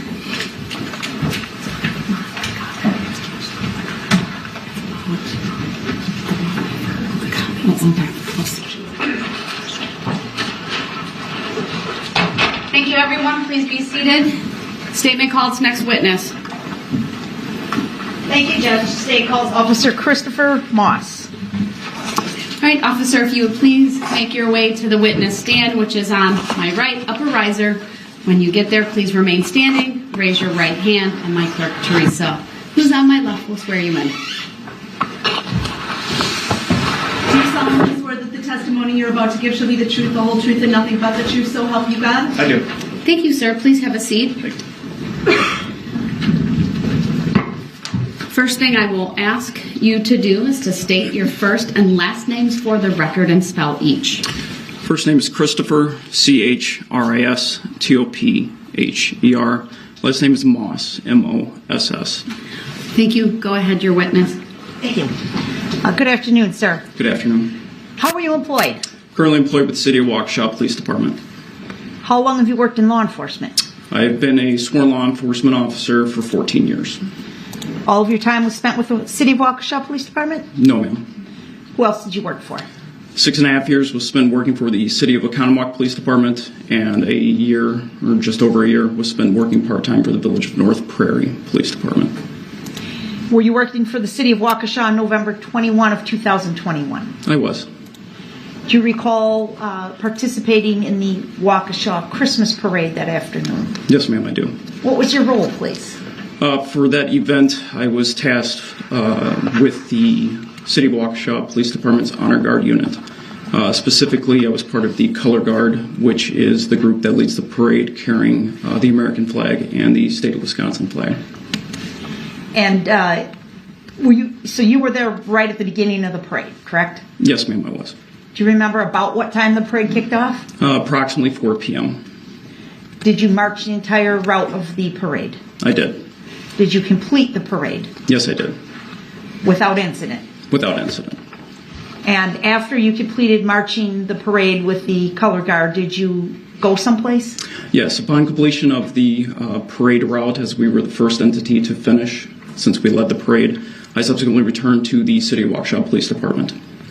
And why did you go back to the department? That evening I was assigned to late power shift, which is from 5 p.m. to 3 a.m., and I was designated to work area 308. Okay, so you marched in the parade with the color guard, then you were going to go work a full shift that evening. That's correct. As you were back at the police station, what do you recall happening?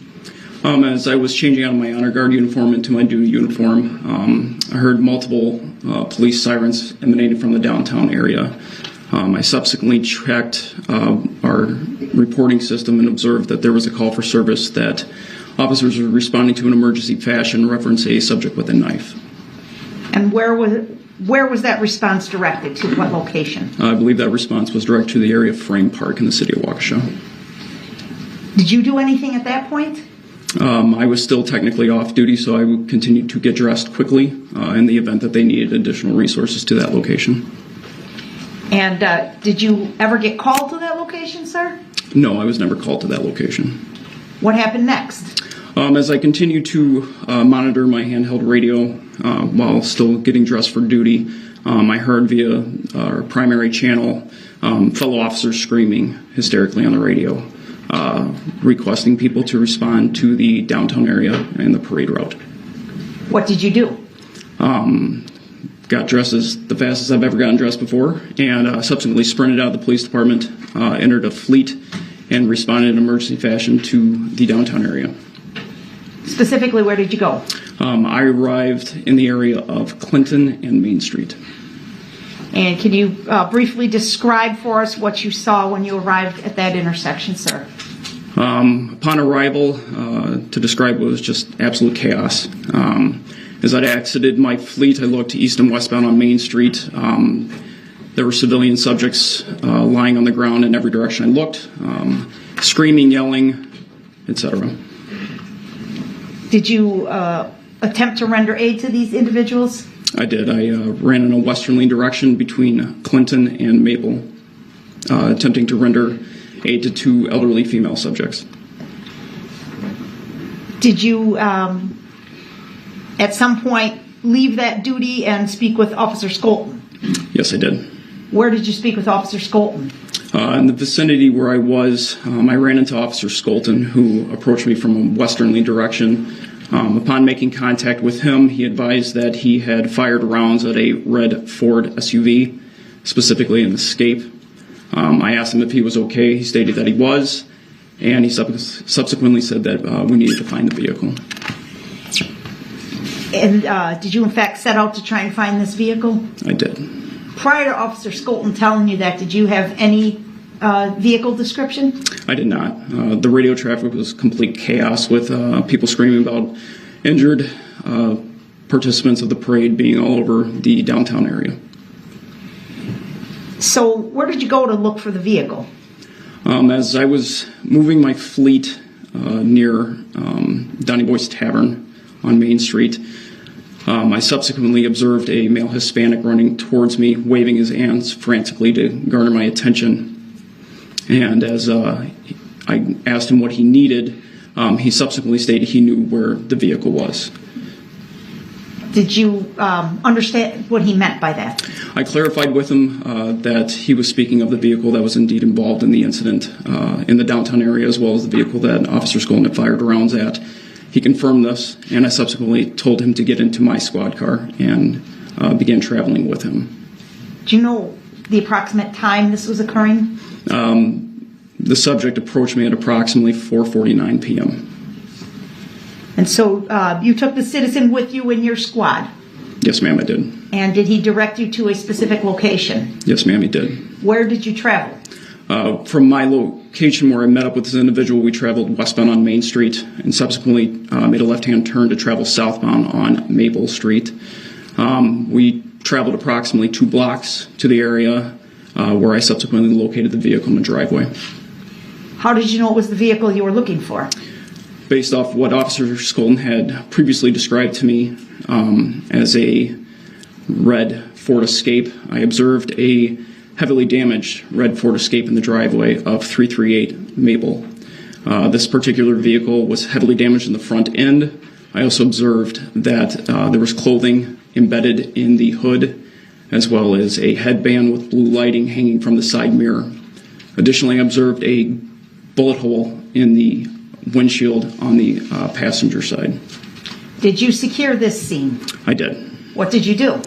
As I exited my fleet, I drew my firearm to clear the vehicle to ensure that it was clear of persons that could potentially harm me based on the information that I had garnered up to this point. And after that was done and rendered clear, additional resources that came to my location, we secured it by taping off the entirety of this particular residence as well as the street. When you cleared the vehicle, were there any subjects present inside the vehicle? There were not. After you had secured the scene, did you have an opportunity to take photographs of the vehicle? Yes, ma'am, I did. And what device did you use to capture these photographs? So each of our City of Waukesha police squads are assigned a cell phone. I believe this one in particular was an iPhone. We utilize that to capture photographic evidence as well. So I utilized the cell phone from the squad. All right, I'm going to ask that exhibit number 99 be put up for the witness, please. Go ahead. Sir, do you see exhibit 99 on your screen? If not, it'll be up in a minute or so. Just let me know, please. Yes, ma'am, I do. Okay. Do you recognize that photograph, sir? Yes, ma'am. What do you recognize the photograph to depict? It depicts a heavily damaged Ford Escape in the driveway. And where is this location? 338 Maple in the City of Waukesha. Is this a photograph you took? Yes, ma'am, I took this photograph. Using your iPhone? Yes, ma'am. Okay. Move to admit permission to publish, Your Honor. Objection. Exhibit 99 is received. Permission to publish is granted. The objections overruled.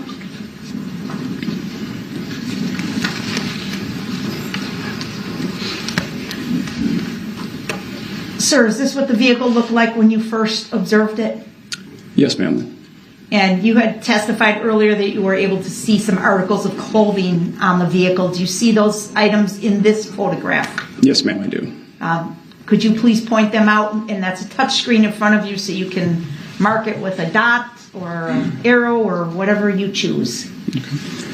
So here on the hood, near the windshield, was a hat. And then clearly seen hanging from the driver's side mirror is a headband that's partially illuminated. What do you mean illuminated? This particular headband had multiple, appeared to be blue LED lighting. Okay. The front of the vehicle, it appears to me that the front bumper is laying on the ground. Is that accurate, sir? Objection, leading. Overruled. You may answer. Yes, ma'am, that's accurate. May we take the annotations down? Yeah, we can deal with that. Thank you, Judge. So, to your knowledge, no one had touched or disturbed this vehicle, at least since the time you were present, before you photographed it? Objection, speculation. Overruled. You may answer. To my knowledge, no, there was no manipulation of this vehicle prior to my arrival. Okay. And at some point, did you look inside the vehicle? And I don't mean just to clear it of persons. I mean take a closer look inside the car. Yes, ma'am, I did. And what was your purpose in doing that, sir? Due to the nature of what was happening and the exigency of trying to identify who may have been inside the vehicle, I did locate documentation of identifying in nature. And do you remember the name on that paperwork? Yes, ma'am, I do. What was the name on the paperwork inside the vehicle? The name on the paperwork inside the vehicle was one Darrell Edward Brooks Jr., male black, date of birth 2/21 of 1982. And in fact, was there more than one piece of paper inside the vehicle containing that same personal identifying information? Objection, speculative. Overruled. The witness may answer. Yes, ma'am, there was more than one item. I don't see a front license plate in this photograph. Do you, sir? No, ma'am. Where's the license plate? May I draw? Yes. It was determined later that this is actually the license plate on the front. Not from the photograph, but from your recollection, was the rear license plate clearly visible? Objection. Leading. Overruled. The witness may answer. Yes, ma'am, the rear license plate was clearly visible on the vehicle. Did you attempt to run the license plate for this vehicle? Yes, I did via police radio. What information did you learn about the registration of this vehicle? The vehicle displayed a Wisconsin registration plate of A. Adam D. David P. Paul 9256, which listed to a Don L. Woods out of the city of Milwaukee. Do you remember the approximate location of the street where Don Woods lived? Objection. Hearsay. Relevant. Overruled. The witness may answer. No, I do not recall that information. You just remember City of Milwaukee? Yes, ma'am, that's correct. Okay. And the vehicle was registered to Don Woods solely? Objection. Leading. Relevancy of who's it related to? The objections are noted. I'll sustain as to the form of the question and ask Attorney Upper to rephrase. Was the registration only in one person's name? From what I understand, it was. Okay. Do you know the relationship between Don Woods and Darrell Brooks? Objection. Speculation. Overruled. The witness may answer. No, ma'am, I do not know the relationship. At a later point, as you were, well, strike that. Let me ask this. Did you remain with this vehicle for some time? Yes, for some time. And were other resources, law enforcement and other resources called to the area to deal with this vehicle, sir? Yes, ma'am, they were. And as that was occurring, are you aware of other police activity that was occurring nearby? Yes, ma'am, I was. And what was that, please? I had heard via police radio Officer Luling advised that he was out with a subject in the 500 block of Elizabeth Street, which is just a couple blocks away. And did you hear Officer Luling indicate a name for the subject that he was out with? Yes, I did. And what was that name? Officer Luling aired over police radio that he was out with a male subject identifying himself as Darrell Brooks.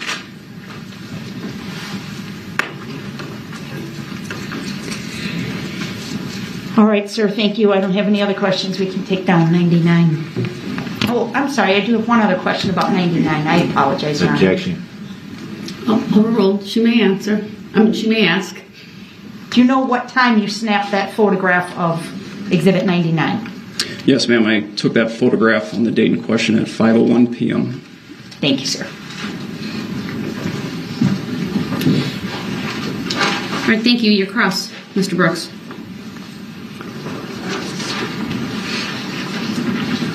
You stated that you were flagged down by a Hispanic male running at you waving his hands. Would that be fair to say? That's correct. Do you recall his name? I do. And would you state it for the jury and for the record? His name is Abel Liscano. And do you recall if Mr. Liscano gave you any additional information during your traveling to where the vehicle was located? I don't understand your question. You stated that Mr. Liscano got into your vehicle and you traveled to where the vehicle was located. Is that fair to say? That's correct. Did you learn any additional information from Mr. Liscano? How do you say it, Liscano? Liscano. Liscano. Did you learn during your travel to where the vehicle was located, did you learn any additional information from Mr. Liscano? Not while we were traveling to the vehicle. So you traveled to the vehicle in complete silence? No, he was trying to direct me with the location of the red Ford Escape. Did he say he saw anyone driving the vehicle? Objection, hearsay. Sustained. So all he told you was where the vehicle was. He didn't tell you if he saw anyone driving it? Objection, hearsay. Grounds. The witness may answer the question as long as he does not answer with hearsay. Go ahead, overrule.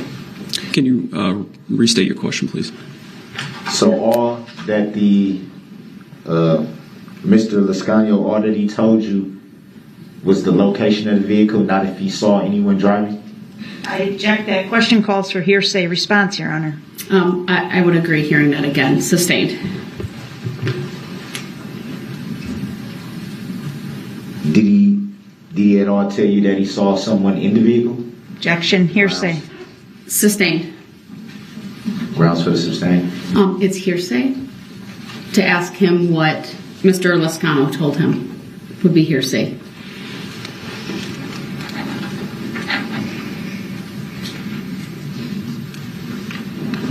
So all Mr. Lascano did was just direct you to the vehicle?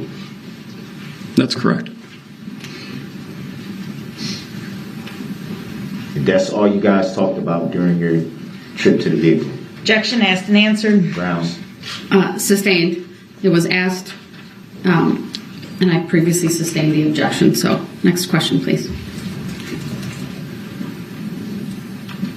When you were able to locate the vehicle, where did Mr. Lascano go?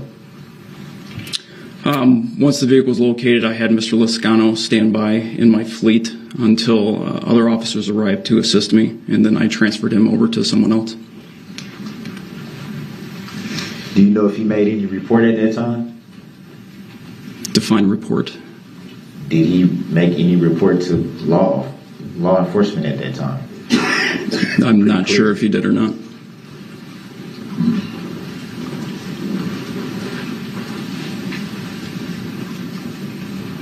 Do you recall Mr. Lascano yelling that there were subjects standing outside of the building? Objection, Your Honor. I'm going to excuse the jury while I take up a legal issue. I'll rise for the jury, please.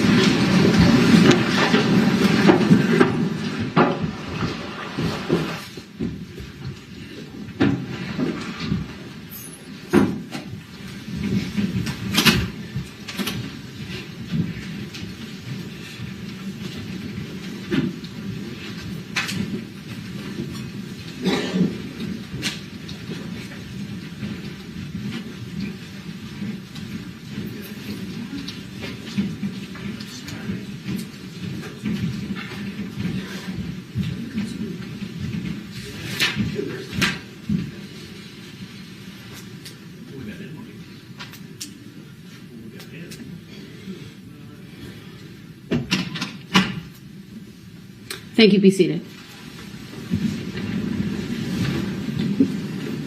Mr. Brooks, before I have you question this witness any further, it sounds like to me that you are attempting to offer through this witness the statements made by Mr. Lascano. If that is what you are trying to do, you may not do that. You will have to call Mr. Lascano as a witness if you so choose, if he's on your witness list. But that your questions are seeking to elicit hearsay from this witness. That's why I had the jury removed so I could explain my ruling and why I'm going to direct you not to ask this witness questions about what Mr. Lascano may or may not have said. I'm reading directly from his report. That would be double hearsay then, because it's not you need Mr. Lascano here to say what he told this officer.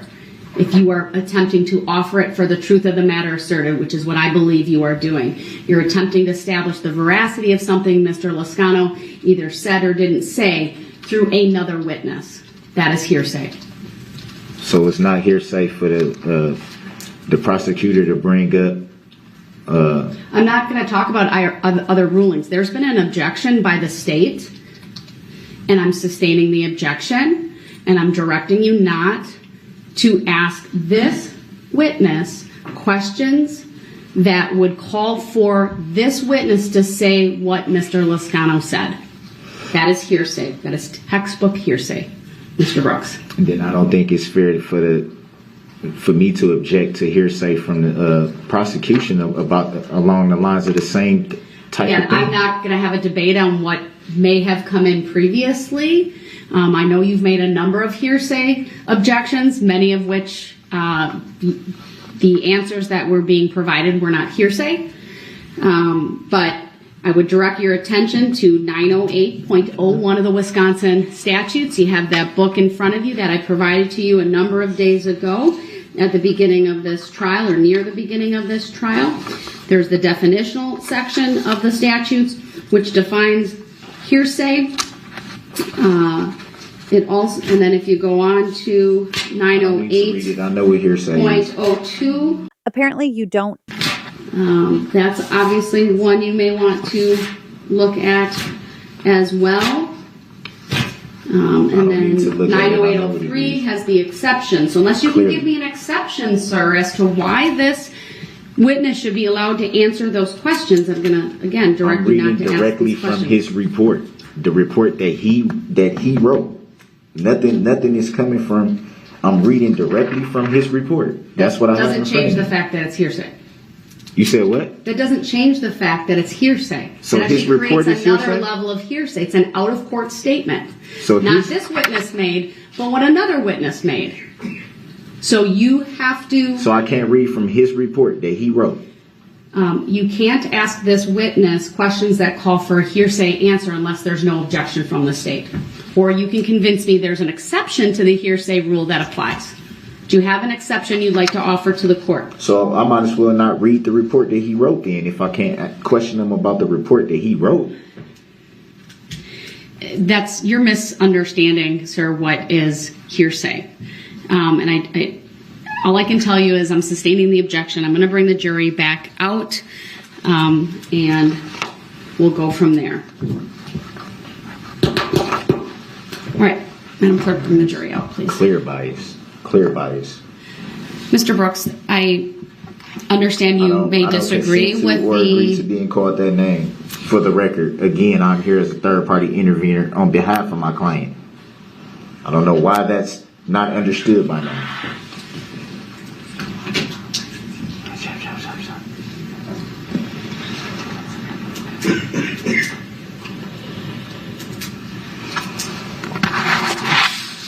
So I guess I can't bring up the plaintiff either, huh?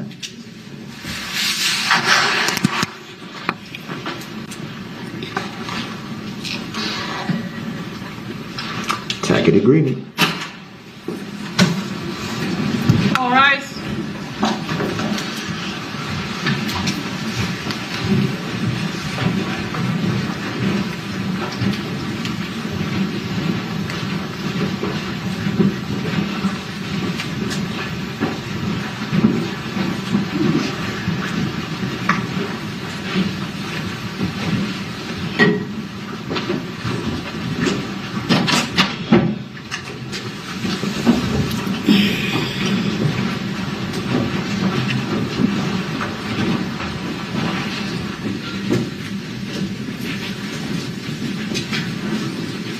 Thank you, everyone. Please be seated. Continue with your questions, sir. I got to tread lightly. The jury will disregard that last comment. I don't know why. And that one as well. Bias. It's not your opportunity to testify. You'll be given an opportunity should you choose later, sir, but please question the witness. If I could ever get to it, I'll do that. And again, the jury will disregard that statement. It's not evidence.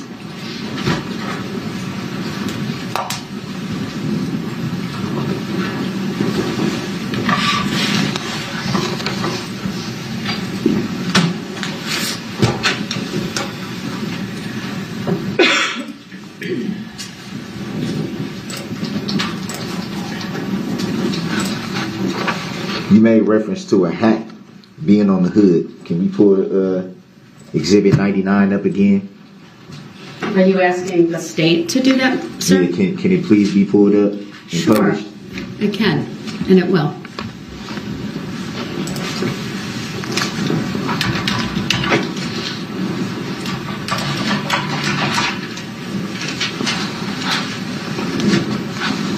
The jury can let me know when it's on the screens in the jury box, please.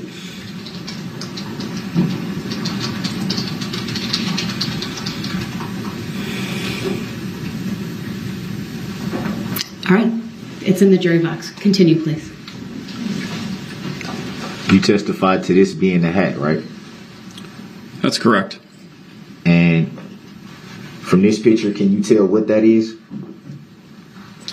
Not specifically. So how do we know if that's a hat from looking at this picture? From looking at this picture, it would be difficult to determine if that's actually a hat. So it'd be fair to say you don't know what that is? Based on this picture, you're right. Based on this picture? based on this picture, I'm not able to determine what that item is. Would it be also fair to say we can't even determine if that's outside or inside of the vehicle at that point? I would disagree and say that is on the exterior of the vehicle, And how between would the you make hood. that assumption if you can't tell what it is? Objection. Argumentative. Grounds. Sustained as to the form of the question. Can you clear that? Thank you, Madam Clerk.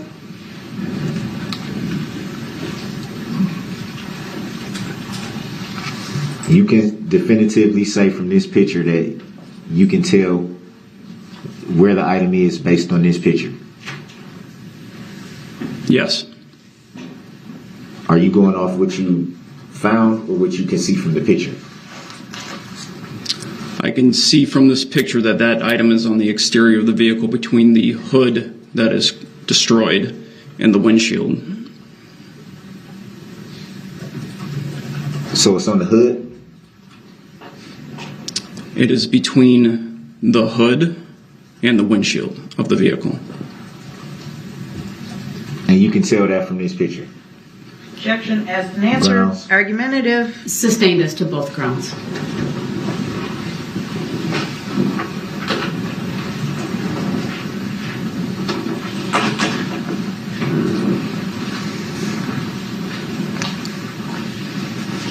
And from this picture, you can tell what this is?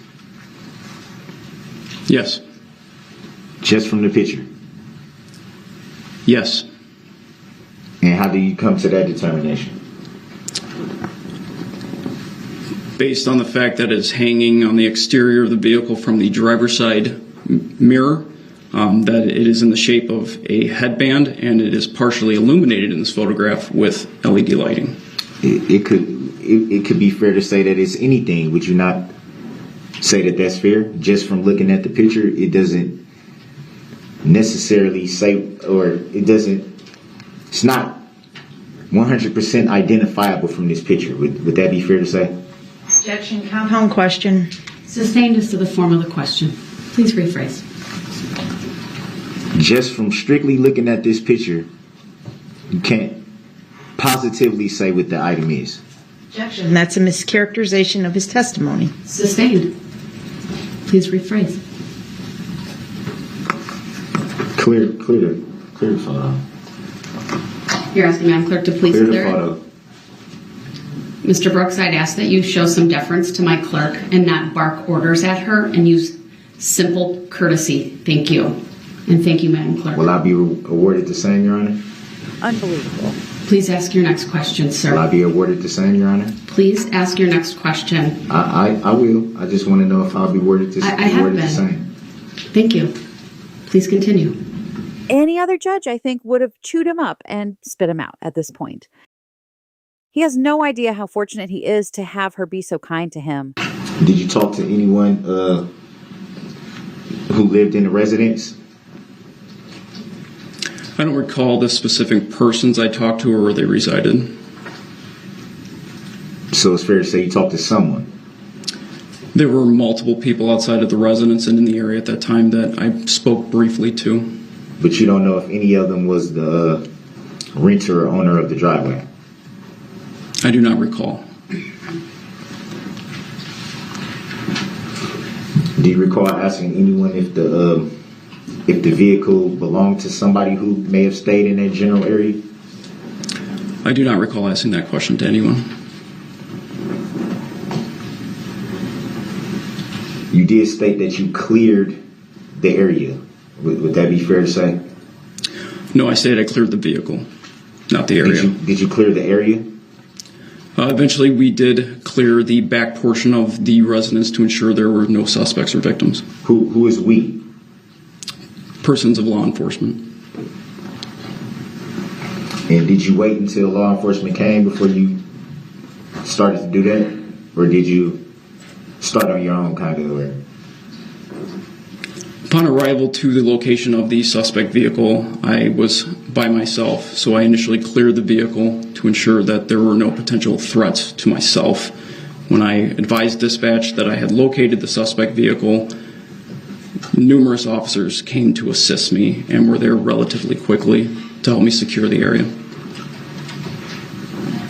So would it be fair to say when you found the vehicle that you didn't locate anyone inside the vehicle? Correct. No one was located inside the vehicle at that time. And you also stated that you cleared the vehicle for possible threats to yourself. If no one was in the vehicle, what did you need to clear the vehicle? What would be the threat?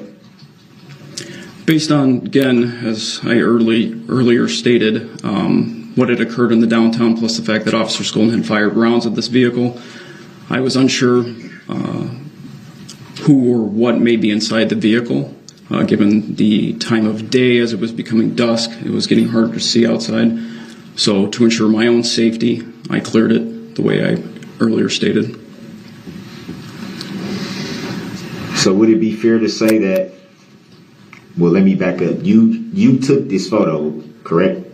That is correct. So that would mean you were, at least by that time, sure that no one was in the vehicle. Would that be fair to say?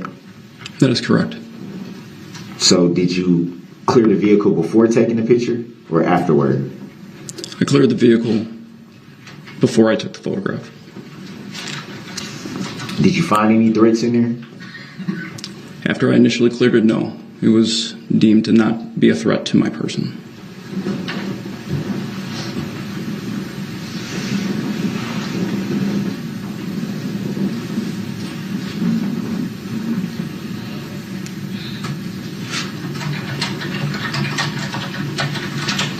Did you do any other investigating after you had took this photo? Can you rephrase the question? Did you do any other investigating after you took this photo? After the photographs were collected of the vehicle in place from multiple angles, I did locate identifying information inside the vehicle.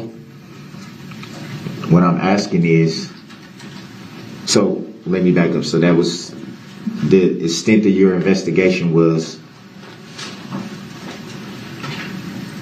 finding whatever you found in the vehicle at that point. Correct. Grounds. I'll withdraw. Thank you. Correct.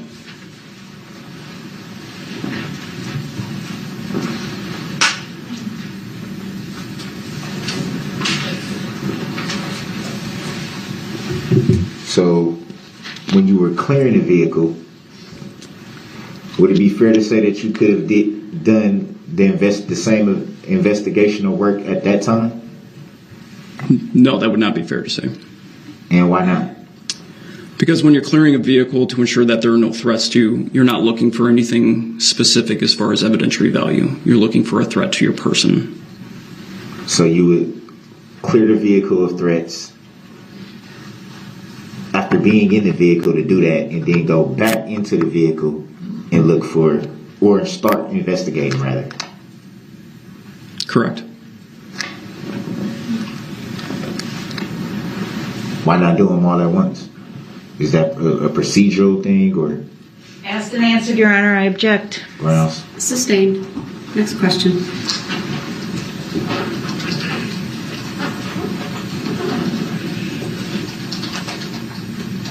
Is it usually procedure to investigate later on after clearing for threats? Yes, you always want to ensure that where you're working on an investigation is clear of threats and that you are safe. Would that be the same protocol if you were searching a home? Objection. Relevance. Grounds. Sustained. Grounds for the sustain. Relevance.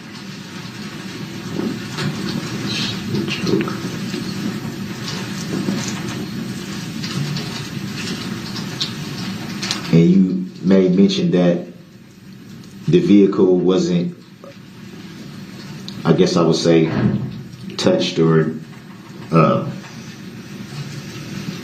between the time that you were flagged down with the location of the vehicle until you actually observed the vehicle, you stated that you don't believe the vehicle was touched in any way in that time? Objection. That's a misstatement of his testimony. Grounds. You said something similar to Sustained as to the form of the question.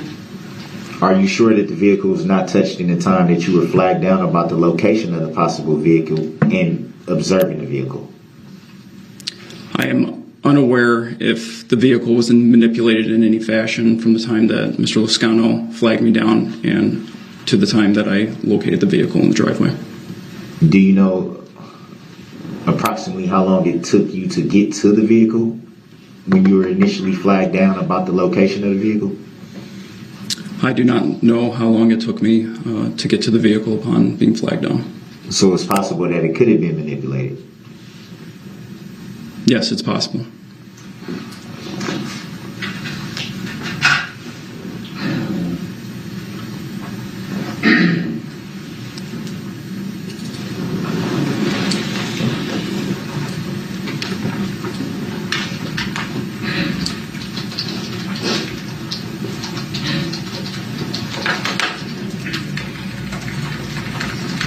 At the time that you located the vehicle, were you aware of any suspect identification or name? Can you restate your question, please? At the time you located the vehicle, were you aware of any suspect or name of suspect? No, I was unaware of any names of any suspect involved in the incident at the time I located the vehicle. And when did you learn of that information, if you learned of that information? I only learned the information of a possible suspect upon locating the identifying documents inside the vehicle and subsequently providing that information to dispatch. At the time you found that information, did you immediately regard that information to be the possible suspect? Yes, since it was in the vehicle that was heavily damaged, the red Ford Escape with the bullet hole in the windshield, yes, I believe that that information indeed belonged to a suspect.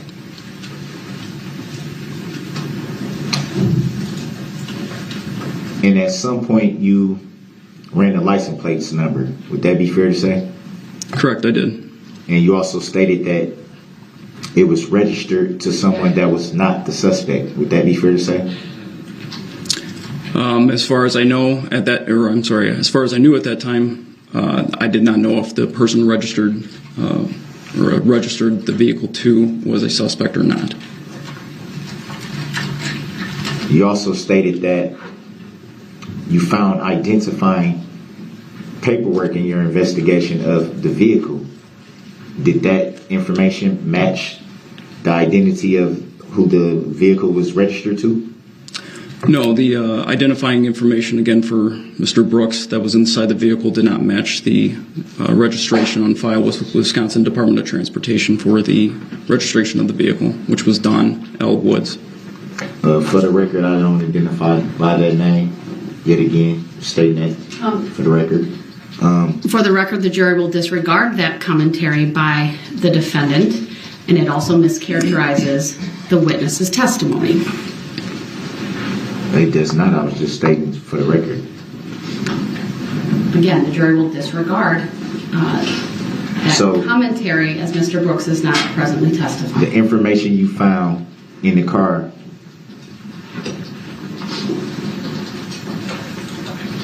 the vehicle was not registered to that person, correct? That's correct. He's trying to throw his own mama under the bus. So there's a possibility that at any time, multiple people can utilize that vehicle. Would that be fair to say? Objection, speculation. Grounds. Calls for speculation. Sustained.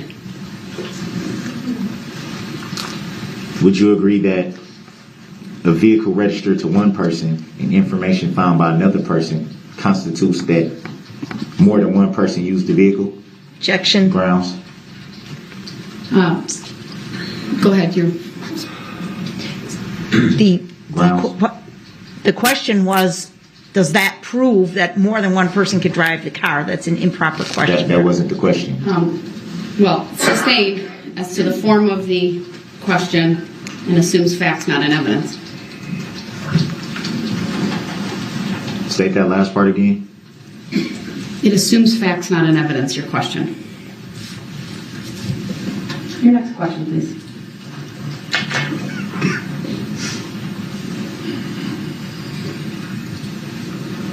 Is it fair to say that people leave all types of informations in family members' vehicles at any time. Objection, Grounds. irrelevant, speculation. Sustained. Grounds for the sustain. Ask your next question, Mr. Brooks, please. May I have the grounds, please? The objection has been sustained. Ask your next question, please. May I have the grounds? The court's not answering that. The record is self-evident. Is that a tacit agreement? Here's what I found. Sir, I don't know what a tacit agreement is, so please keep going. Clearly know what it is.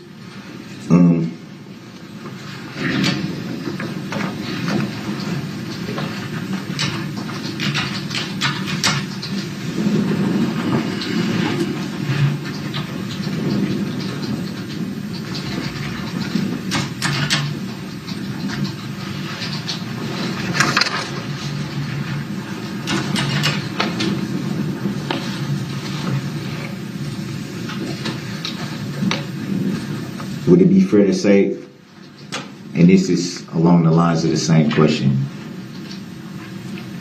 would it be fair to say that at some point you've left items in other people's vehicles? Objection. Grounds. Relevance. Sustained. Grounds for the sustain? Next question, please, sir. I've sustained this question multiple times, multiple wasn't ways the you've same asked it. question. Next question, please. May I have the grounds? 90611, sir. May I have the grounds? Next question, please. Is it to relevancy? Is it to hearsay? Under 90611, ask your next question or I will cut off your cross-examination. Please ask your next question, You sir. have to give the grounds, though, Your Honor. Especially if I'm merely just asking for the grounds of the sustain. Sir, ask your next question.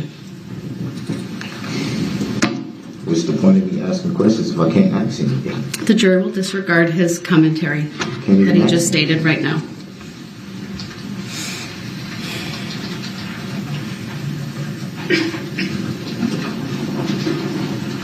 Guess I can't get no grounds.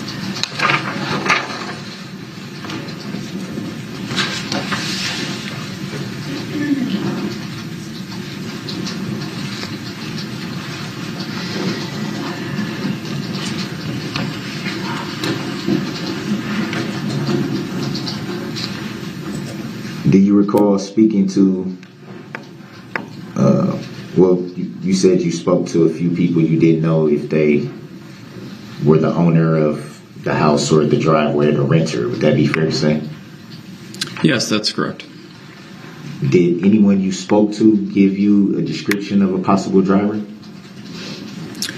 I was given multiple descriptions by multiple parties of multiple suspects that had fled the vicinity of the vehicle. And what do you mean by multiple descriptions of multiple suspects? 2, 3, 4 people, 5? I was given information that one male black suspect that was taller, wearing blue pants and black, had run southbound on Maple towards College.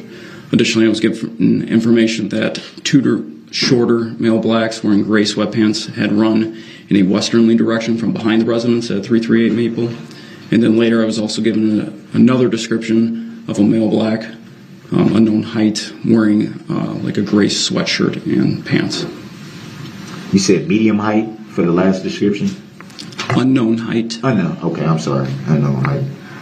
Did anyone you talked to report the sound of a crash? No, no one I spoke to at this location reported anything regarding the sound of a crash. Did you see any signs that there may have been a crash once you and other officers were securing the area? As far as the vicinity around the vehicle or the vehicle itself? The general area.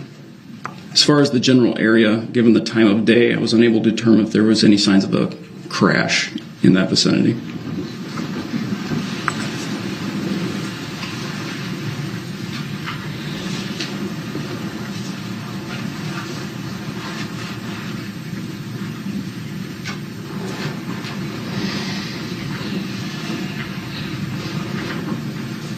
When talking to the people that you While talking to the people that gave you the descriptions, did they identify themselves as living close or living in any of the houses in that area? No, due to the chaotic nature of the event, I did not ascertain where these individuals lived or if they were associated with any neighboring residents. Do you know if they made any other statements to any other law enforcement that was there present with you at that time? Not to my knowledge. Why do you think you received so many different descriptions of suspects? Multiple people from multiple angles observed different things, and there was a lot of people there. It was a very chaotic event. Even this particular scene was chaotic and hectic with numerous people coming to and from, so it was difficult to determine that information. Did any of the people that you spoke with give any reason to why the suspects that they identified would run from the scene? Objection. Speculation Grounds. also calls for hearsay. Grounds. Sustained. Grounds. Next question, sir.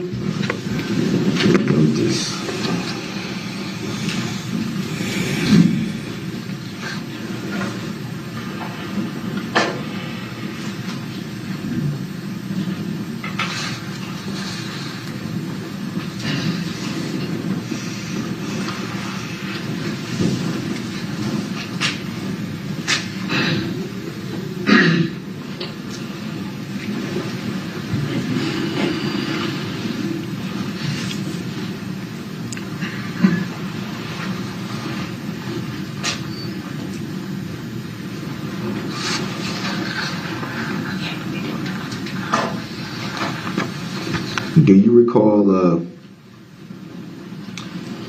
any of the officers that were securing the scene with you having a K-9 present? Yes, I do. And do you recall what officer that was? That was Officer Bausman, who was a K-9 handler with the City of Waukesha Police Department.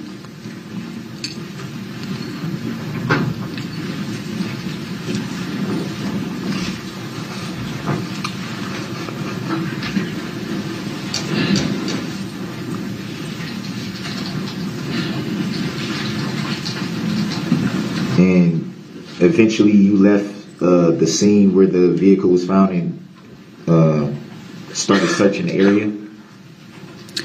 Yes, I transferred command of that location to Officer Butron, had him remain at that scene for scene security with additional City of Brookfield officer, and then myself, K-9 Officer Bausman, and numerous other police officers from various departments conducted an area search as we were conducting a K-9 track. Based on the information I had obtained of multiple suspects running from the area.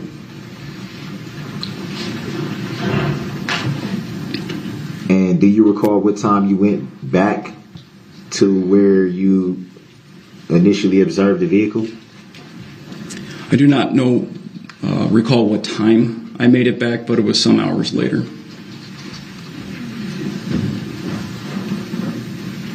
And did you go back to your department after leaving from the scene where you found the vehicle? Yes, I was directed by my command staff to return to the police department as the scene was still secured by other law enforcement officers of various agencies. And were you instructed to make contact with anyone at that point? Yes, I was. Do you recall who? I do. May you state for the jury and for the record? Yes, upon arrival to the police department, I was directed to make contact with District Attorney Sue Opper. And when you say Sue Opper, are you referring to District Attorney Sue Opper? Yes, that's what I said. Is she here in court today? Yes, she is. Can you point her out for the jury? She's seated at the prosecution table wearing the gray cardigan. Let the record reflect that the witness has identified Attorney Opper. No objection, Your Honor. The record will so reflect. And do you recall what the nature of the contact was with Attorney Opper? Yes, I was directed to locate Attorney Opper in the downtown area at the scene of the parade incident and subsequently transport her back to the City of Waukesha Police Department. So I'm assuming make contact with her at the parade, so you went and picked her up? That's correct. I picked her up in the area of Maple in Wisconsin. The area of Maple and Main Street.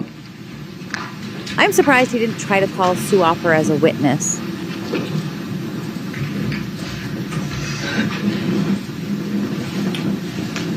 And did you continue that contact after picking her up? And let me back up. Where did you go after picking up Attorney Opper? As I stated, once I picked her up, I transported her back to the City of Waukesha Police Department. And did you continue to have contact at that point? I did. And what was the nature of that contact? District Attorney Opper and I worked together to draft a search warrant for the 2010 red Ford Escape SUV that was in the driveway of 338 Maple Street. You said a search warrant? Correct.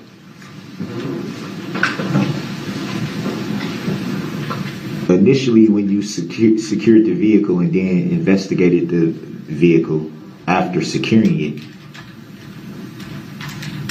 what did you need to search for at that point that you needed a search warrant? After I cleared the vehicle and located those items of identifying nature, that was done due to the exigency of the event and identifying any outstanding suspects. After that was done and photographed in place, I resecured the vehicle and it was no longer touched at that point. So therefore, later on, it was required to have a search warrant to continue processing that vehicle for items of evidentiary value. So you just stated that the vehicle wasn't touched between those times. So what if anything new, did you need to search for? Objection, argumentative. Overruled. He may answer. The basis of the search warrant was to ensure that, again, any items of evidentiary value I may have overlooked due to, again, the exigency of trying to find identifying information of an outstanding suspect, as well as clearing the vehicle for safety reasons. That is the purpose of the search warrant, is to do a more slow, methodical search of the vehicle for said items of evidentiary value. But it would be fair to say that after initially clearing the vehicle, for, as you said, for any possible threats to you, and investigating the vehicle further a second time, what did you feel would be of evidentiary value at that point that you hadn't already observed before? Objection, asked and answered. Argumentative. Grounds, I'm referring to him stating the evidentiary value. Asked and answered. Sustained. So what was the evidentiary value that you were looking for? Same objection. With the search warrant? It's the same question a different way, so I'm going to sustain it. It's been asked, it's been answered. Next question, please. Can you give an example of what evidentiary value is?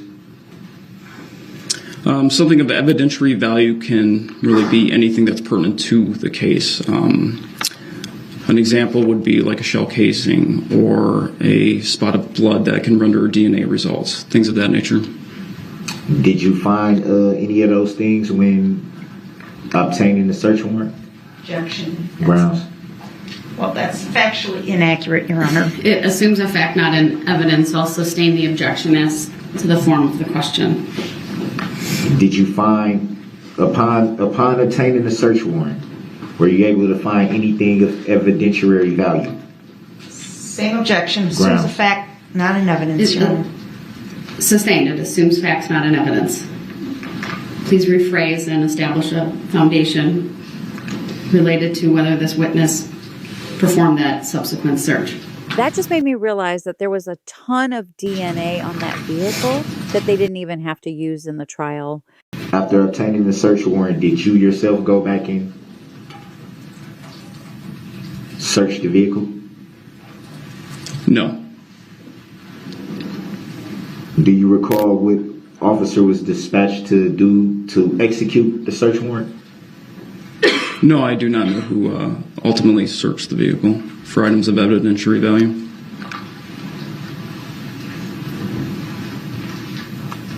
Do you recall if the vehicle was then towed from that area at some point? Yes, the vehicle was removed at some point. I do not know when or by whom. Do you recall where it was moved to? I do not know where the vehicle was moved to. You stated earlier that you did observe a gunshot in the windshield. Did you notice any other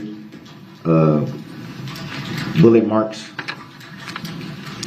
No, the only mark that I observed related to a gunshot was the bullet hole in the windshield on the passenger side.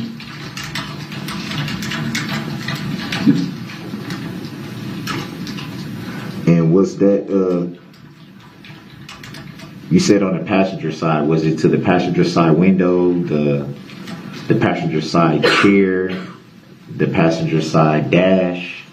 Do you recall where the bullet hole was? As I previously stated, it was in the windshield, front windshield, on the passenger side.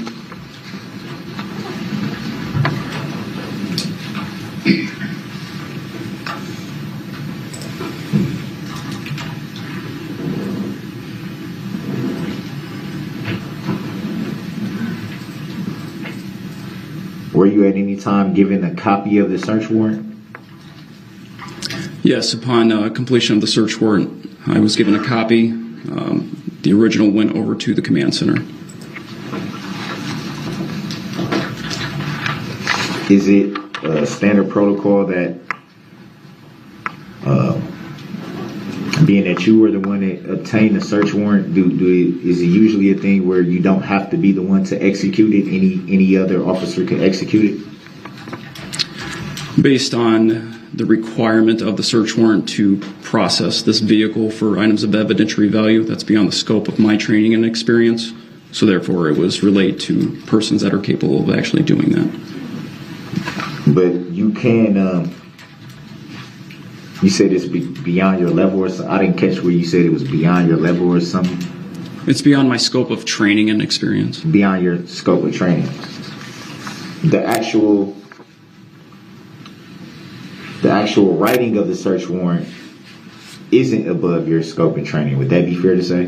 That's correct. But the execution is? Of this particular search warrant, yes. What made this particular search warrant different than any ones you've ever written or obtained before? This particular search warrant was for a search of the vehicle involved in the Christmas parade incident. And given the gravity of the situation and the resulting effects of what this vehicle was used for, persons that are highly skilled in collecting items of evidentiary value are obviously the people we want to do that rather than a patrol officer. And you were able to get that search warrant signed, correct? That's correct. Do you remember by whom? Yes. Can you state for the record and for the jury? At that time of the search warrant, the on-call judge was contacted, and the on-call judge was the Honorable Jennifer Darrell. That would be the judge right now in the courtroom? Yes, that's correct.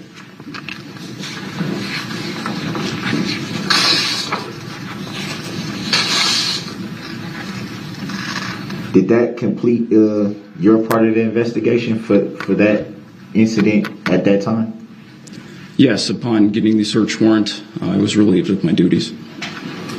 Did you ever come back into the investigation in any way after that point? After that point, no.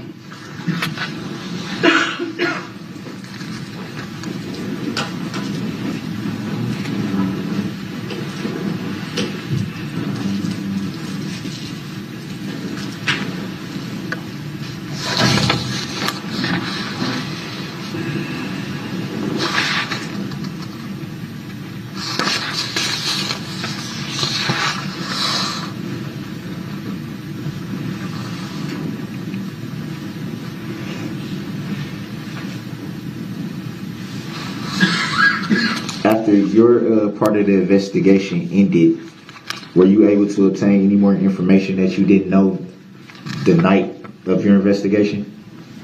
Objection, vague, cause for speculation. Sustained. Grounds for the sustain, Your Honor. Please ask your next question.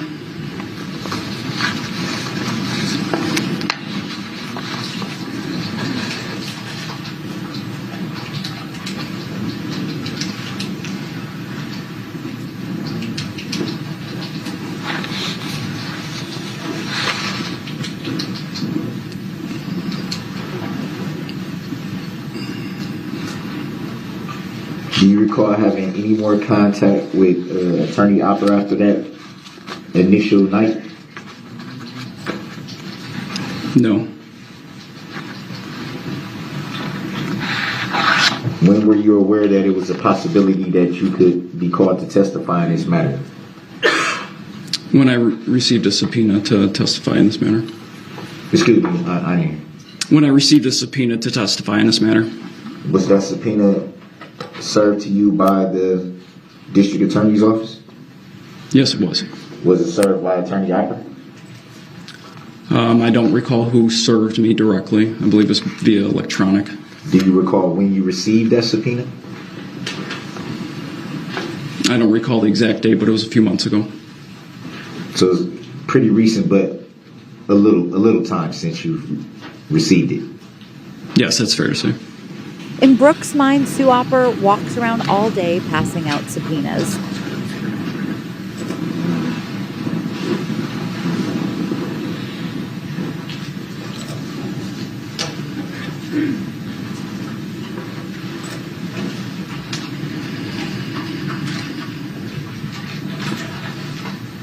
Would you by chance know who the plaintiff is in this matter? Check. Grounds? Relevance. Grounds? Sustained. Ever seen or talked to the plaintiff? Had any physical interaction with the plaintiff in this matter? Objection, vague and compound Grounds. question. Sustained. Do you even know if there's a plaintiff in this matter? Objection, Grounds. irrelevant. Sustained. You know who filed the complaint in this matter? The complaint was filed by the district attorney's office. Do you know if it was filed by Attorney Opper? I don't know particularly who filed the complaint. I just know it was by the Waukesha County District Attorney's Office. And during your time in law enforcement, would it be fair to say that whoever files the complaint is a party to the matter? Objection, Grounds. beyond the scope of the witness's Grounds. knowledge, Your Honor. Sustained.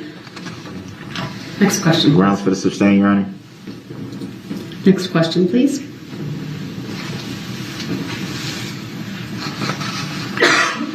Any reason why the state of Wisconsin would be identified as the plaintiff when they did not file the complaint? Objection, argumentative, misstatement of the law. Grounds. Sustained.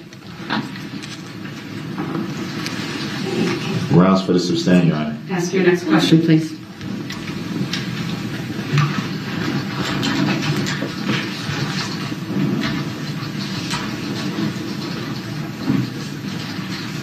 Was that the grounds? Next question, please. The jury deserves to know this.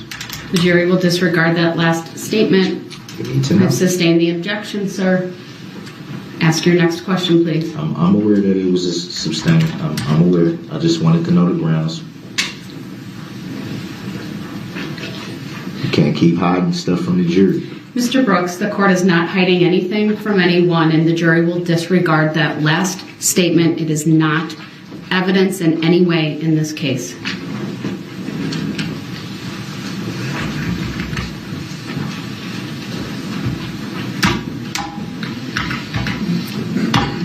Would it be fair to say that any case has a plaintiff? Objection. Grounds. Lack of foundation beyond the scope of the witness's knowledge. Sustained. Would it be? Can I rephrase the question? Go ahead. I can't say whether it will be answered or not, but you can go ahead and rephrase it. I can't rephrase, just so we're clear. Whether it's answered or not, I can still rephrase the question. I don't know what the question will be, sir, so I can't make a ruling that's advisory. So ask your next question, please. Are you aware that in any case brought into a courtroom, there has to be a plaintiff? Objection. Grounds. Same question. Grounds is It not also the same misstates question. the law, so sustained. If there's no plaintiff, how's their case? Move to strike. The jury will disregard the last comment and statement made by Mr. Brooks. Grounds. There's a It's a defendant, there has to be a misstatement of plaintiff. the law. It's not relevant. This jury will be the judge of the facts. The court is the judge of the law. Please continue, sir, or under 906.11, I will stop the cross-examination. If there's a defendant, there has to be a plaintiff. Mr. Brooks, please stop. The jury will also disregard that statement. It's a mischaracterization of the law. It's a misstatement of the law. Based on what law or fact, Your Honor? And I'll address that with Mr. Brooks once again after the jury has been excused. One final time, you may ask another question. Otherwise, I will, and it must not be along the same lines, or under 906.11, I will ask the state whether there's any redirect.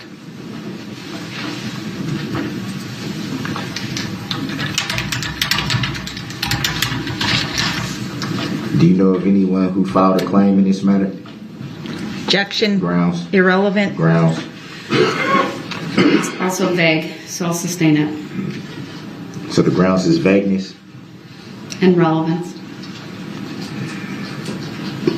Is it vague or is it relevance? Sustained, Mr. Brooks. Next question.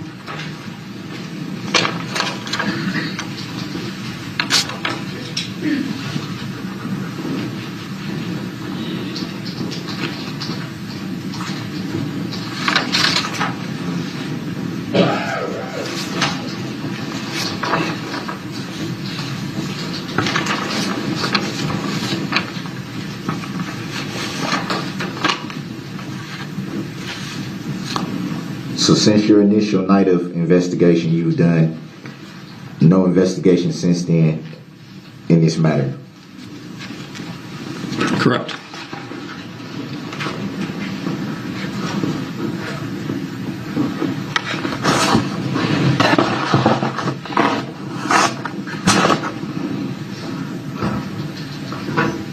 And have you seen any news reports?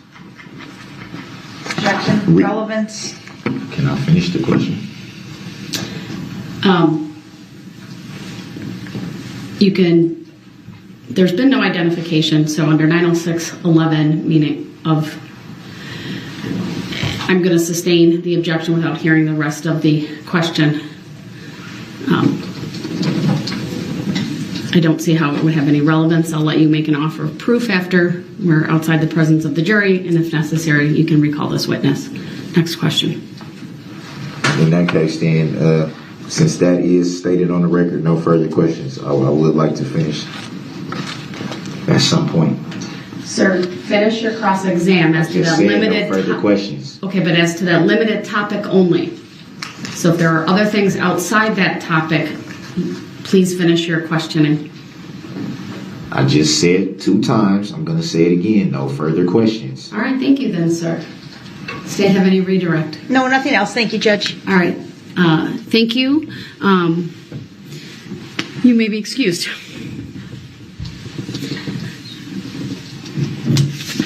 I'm going to excuse the jury momentarily to take up a legal issue with the parties, and hopefully we'll have you brought back out shortly. You can use this opportunity for a comfort break, though.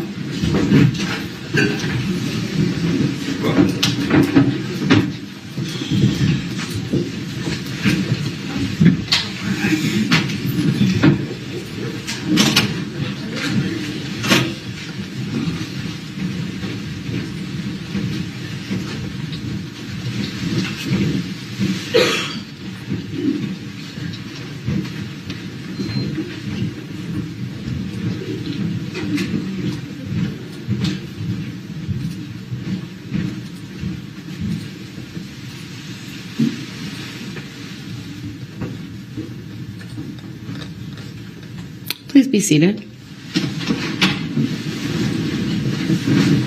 You may make an offer of proof, sir, as it relates to why or what questions and what information you believe this officer would provide about news reports that he has seen. So the offer of proof would just be to that one question? What would the question be? The question was, would have been, if I was allowed to finish it, had he seen any news reports directly connected to the incident?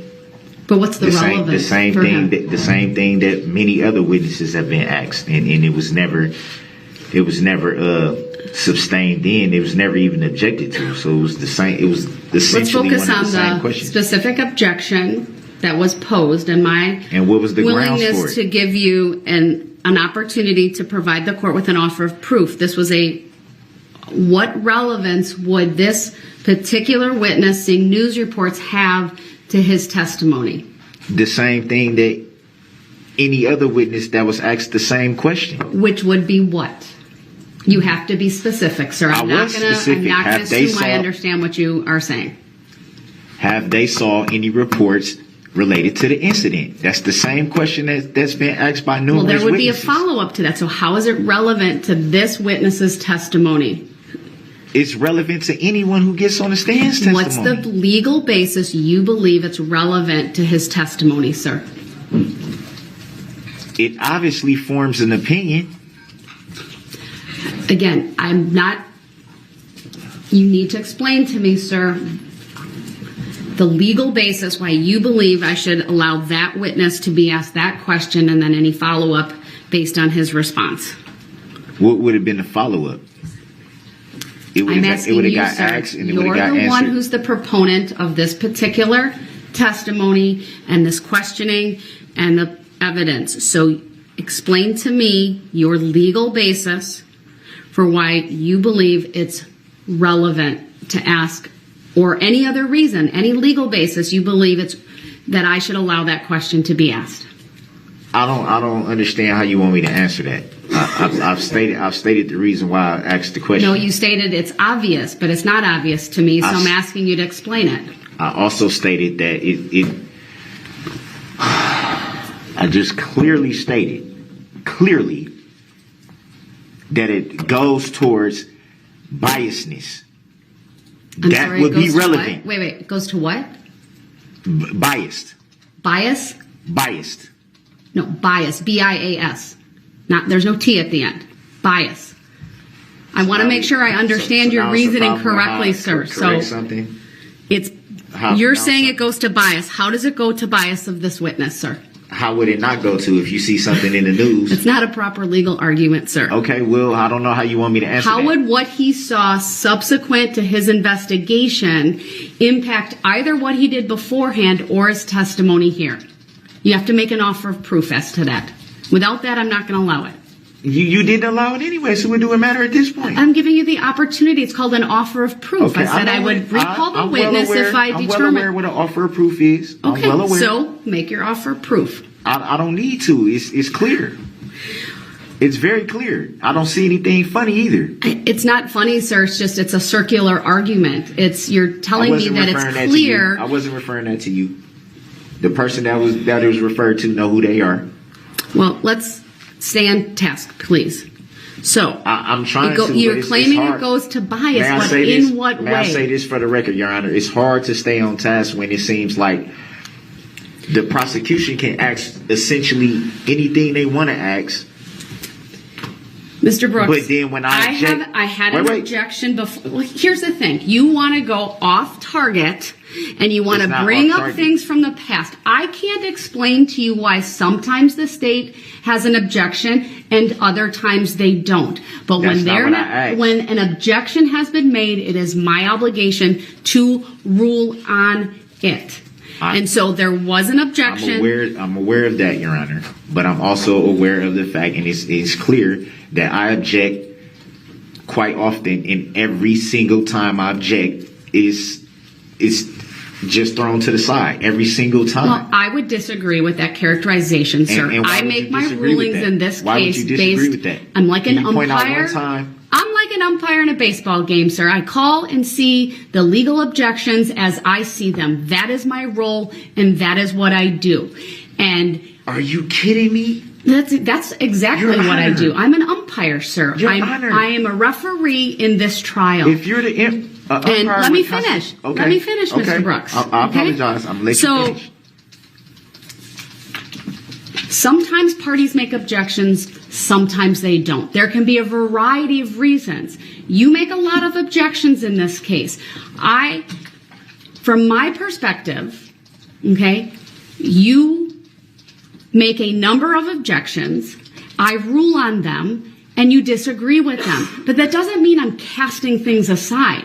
I'm making a call based on the rules of evidence. So, for example, if there's a relevance objection, I'm going to analyze that, okay, based on the objection that's been made. Sometimes I might think there's another basis for something to either come in or not come in. But my rule book, okay, is the rules of evidence, which are the statutes, which once again, I'll point out, I gave you, sir, near the beginning of this trial, so that you would have a better understanding of what those rules are. If you choose not to read them, that's fine. But you cannot then claim that there is somehow foul play because you haven't read them and you don't understand what they are. Your ignorance of the law is not a defense for any of this. Okay, and you getting frustrated with me because you don't understand that, I mean, it's just what it is. But I'm calling these legal shots as I see them. And I've asked you repeatedly for an offer of proof. You want to ask this witness who had limited involvement regarding a part of an investigation related to that vehicle. I don't see the relevance, even to bias, for which I will allow him to answer that. You haven't given me a legal or factual reason to overrule the objection and to bring the witness back on the stand and to question him about his viewing of any news reports.